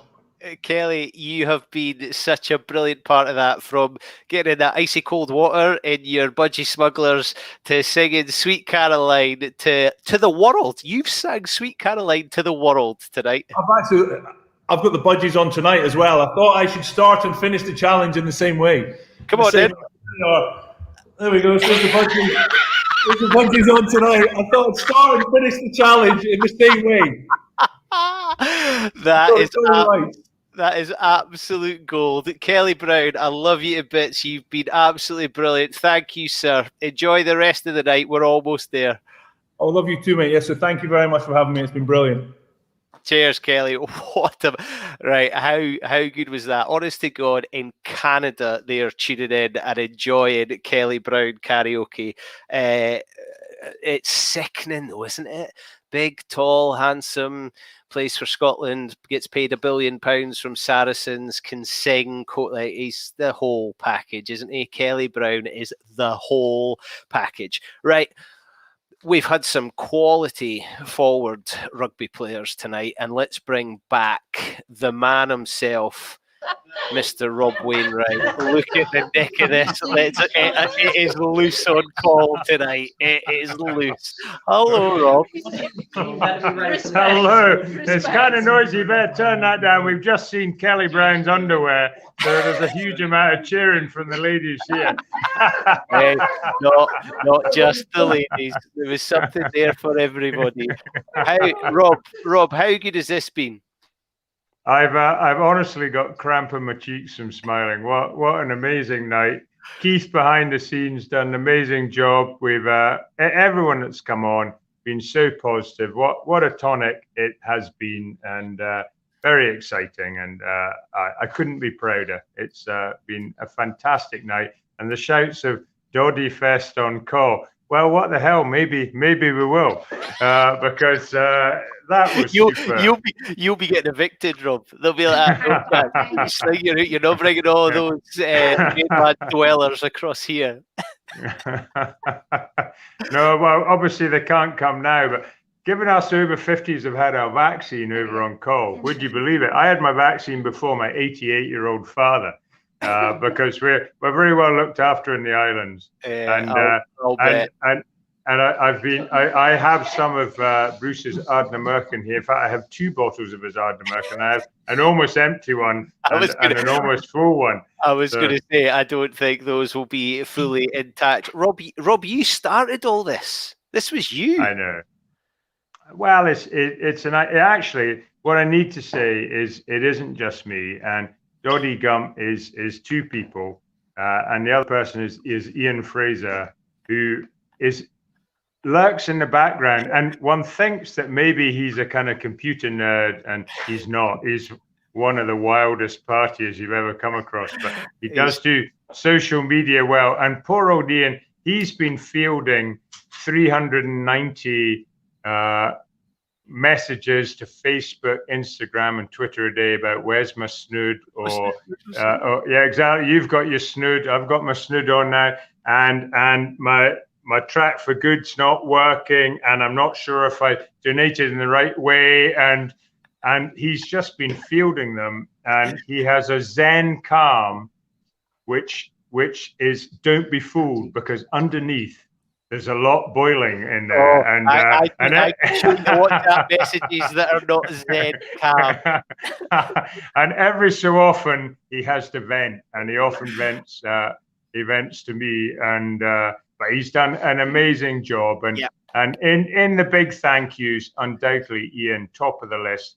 And I knew I'd be asked, you haven't asked me yet, but I'm anticipating it, that who to thank, obviously, beside yourself, Kelly, Jim, all these people who've been so amazing tonight. Who does one pick out? Because the whole ethos of Doddie Gump and of Doddie Aid is giving a chance for everyone to give a small amount. And if you get enough small amounts, you get a big amount. And we've certainly got that. What My about wife's posting. What about the shout from Mel and Emma Dodds? Let's keep it going. Why stop tomorrow? Well, as you joked about my wife, believe me, it was happening. It was happening. I remember the first time I met Mrs. Wainwright, and I said, I would love to come to call, and she, without missing a beat, said, come at Lammin and you can help. Well, she's watching on mute because we can't have feedback and stuff, so she doesn't know what's being said, but I'll just pretend you've said something nice. But yeah, you're very welcome at Lambing. Do you want to take the first week or the second week, Bruce? In 10 seconds' time, she's going to get angry when the live feed comes in. No, not if you're offering to come and help at Lambing. Come on. I do actually have a request from my big brother, Craig, who is a bit forgetful. He was on call in October and he lost my dad's expensive binoculars. So he said he'll make a big donation to the charity if you could recover my dad's binoculars, please. Okay, where did he leave them? Who knows? That it'll be the last place we look, won't it? Because why would you keep looking when you found them? Anyway, Rob, actually, I say with all honesty, we will find those binoculars, because these things, nothing gets lost on call. We'll find them. Apart from Rob Wainwright. Right, Rob, go for it. Who have you got to say thank you to? I have got to say thank you to Ian, who I've said thank you already, I think. Can you hear me okay? Everyone in this room is kind of pulling the leads and pretending that everything's wrong. So, Ian, massive thank you. I was hoping to get a live feed and get Keith to put him up, but we've failed to do that. Ian, you've been absolute rock. Ian's been working on a bridge in up near Glengloy in the middle of nowhere up by Loch Lochy, and intermittent signal. When he gets a signal, he's frantically posting all the videos that people have been so kind to send us. And he's done an amazing job. So Ian, I want to thank the management teams because they have been superb, and I know I'm a bit of a nag and I do apologize, but we've got the job done. Management's been superb, but really it's all about everyone out there who has taken part, all 27,000, and it's impossible to pick anyone out. And if I was going to pick two people out, it would be Morven McKenzie. These are people who have galvanized their districts. For North and Midlands, Morven McKenzie set up the Facebook page. I don't even know how many thousand people are part of that Facebook page now, but a lot of them didn't have snoods a week ago, but they do now, which is good. And Richard Ellis has done the same for Edinburgh. Two absolute stalwarts, but everyone that's taken part. And if so many people to thank. Mark Bowman setting up a world in a day. We'd never have got to 1 million without that, and he did a sterling job. But just thank you, everyone. And we've all had a huge amount of fun. And tonight, you know, I'm glowing.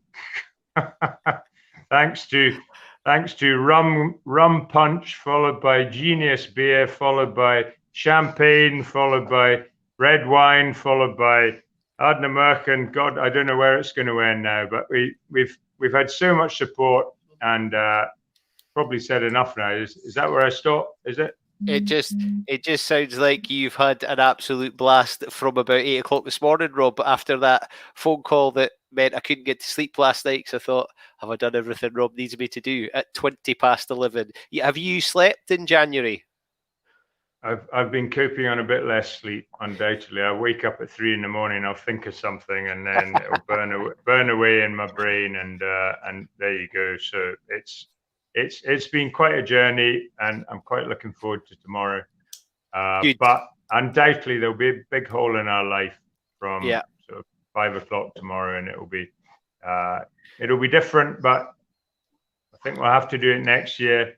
And I think Rob, you've got to look back with a huge amount of pride, because you and Ian have started all this, and got to think you had so many people, £1 million. We've had some cracking Thursday nights, and now we've had an absolute marathon of a Friday. But I hope people have enjoyed it, and you've done a fantastic job. And I would like to say a personal thank you for giving me lots of opportunities. But the one above all, I got to speak to Lorraine off the telly. And you did a fine job. You didn't blow too much smoke up her ass. Just enough, I would say.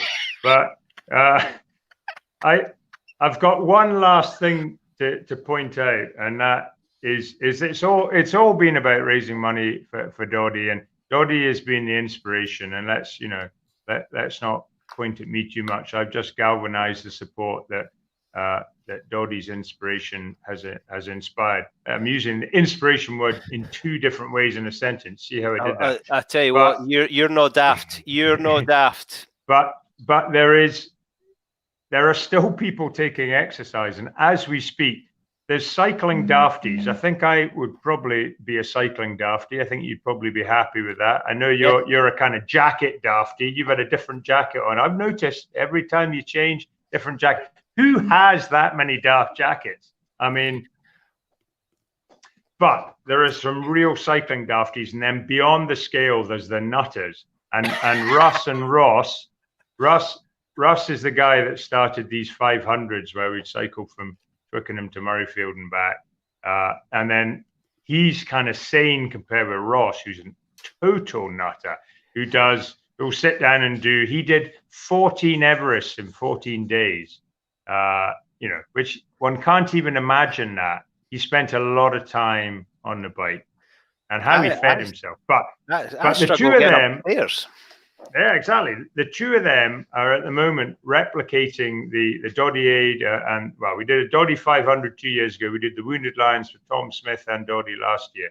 They are doing the 500 as we speak. So I'm giving them a big shout out, because they are sitting on their trainers, trying to cycle 500 miles. They're not doing it in 2 days. They're doing it in 1 day on Zwift. So it's beyond comprehension. They are the thin end of the wedge way out there. But big sport. Luckily, I'm not with them.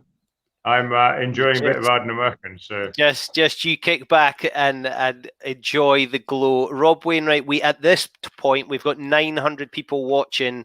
You've got a sentence for those 900 people. Go for it before we bid you farewell.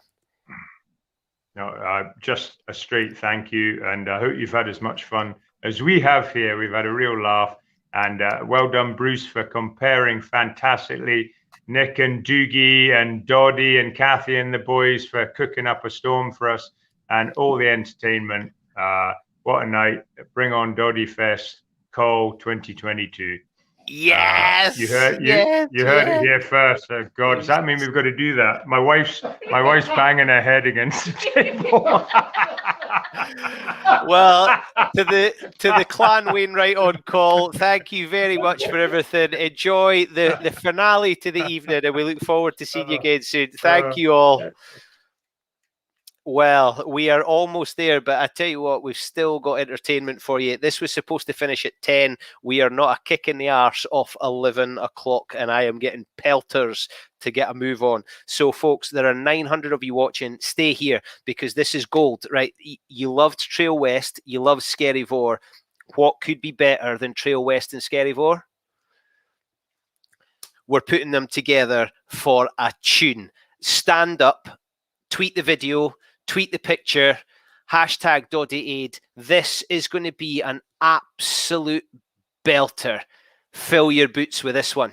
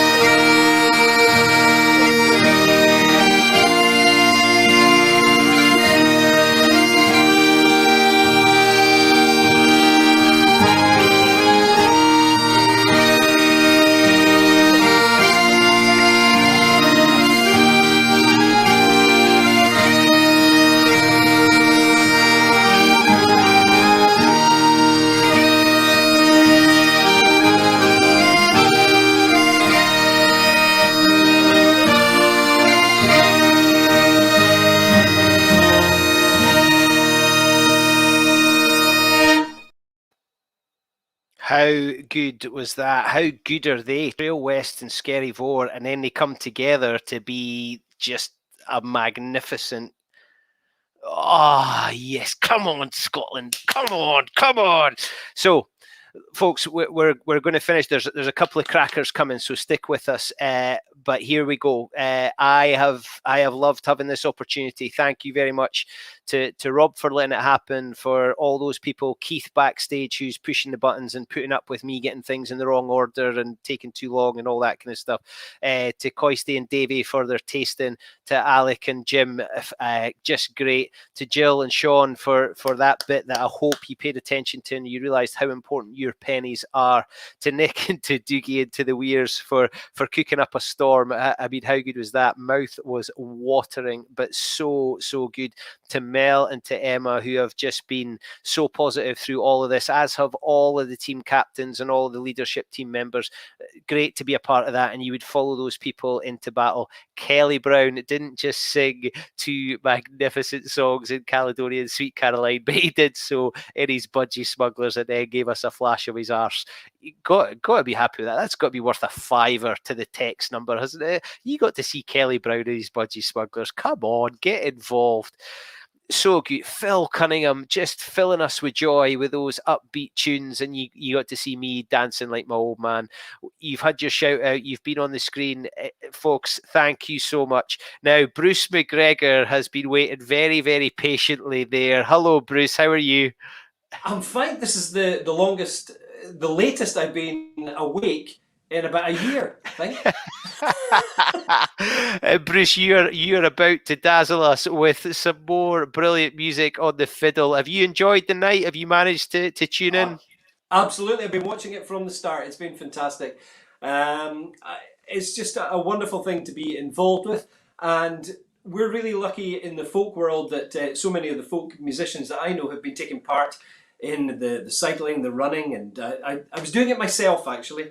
And one day, whilst up above kind of Loch Ness area there, on my bike, skidding about in the ice, I thought I could probably do something a little bit more worthwhile than skidding about in the ice. And I had this tune that I'd written, a tune of hope, without doubt, and I hadn't had a name for it. And I thought it needed something inspirational. And I couldn't think of anything more inspirational than what Doddie has been leading and what everybody in the country has been involved with as well. And I just thought, yes, this is a tune I think we could do a lot with. So quickly got in touch with the rest of the band, Blazing Fiddles, asked them if they would record it with me. The band were all up for it. And then we started asking the rest of the folk world. And we've got everybody from Ali and Phil to Skerryvore to Gary Innes from Man Ran to Julie Fowlis to Alistair Fraser over in America, Sharon Shannon in Ireland, Duncan Chisholm, just everybody has put in who's who. And a also, who's who of folk music. The video is being put together by none other than Stuart Campbell, Scotland's second row. He is putting it together as well. So we hope in the next few weeks we're going to have this single, 100% of everything. Everybody's put their time in for free, all towards the charity. So the tune is called Doddie's Dream. Awesome. Bruce, before I let you go, this is me signing off. Ladies and gentlemen, it's been an absolute joy. I am delighted to hand over to Bruce from Blazing Fiddles. From Bruce to Bruce, I hope you've enjoyed your time. If you can, stick another $5 in. Buy a snood as a present for a pal. It'll be with you in 16 to 24 months. Have a great time. I hope you've enjoyed it as much as I have. Without any further ado, Bruce MacGregor, take us away.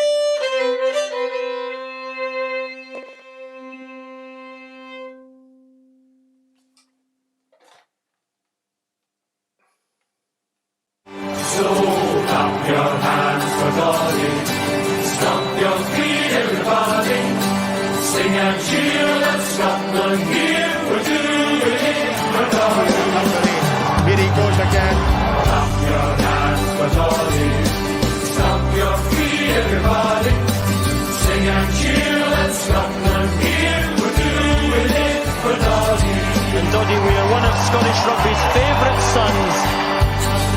His spirit is unbroken, his passion or his pride. It will be our victory when he is by our side. Tomorrow is a bonus point, the future is a try. We'll win this game, we'll fight this pain, he's the reason why.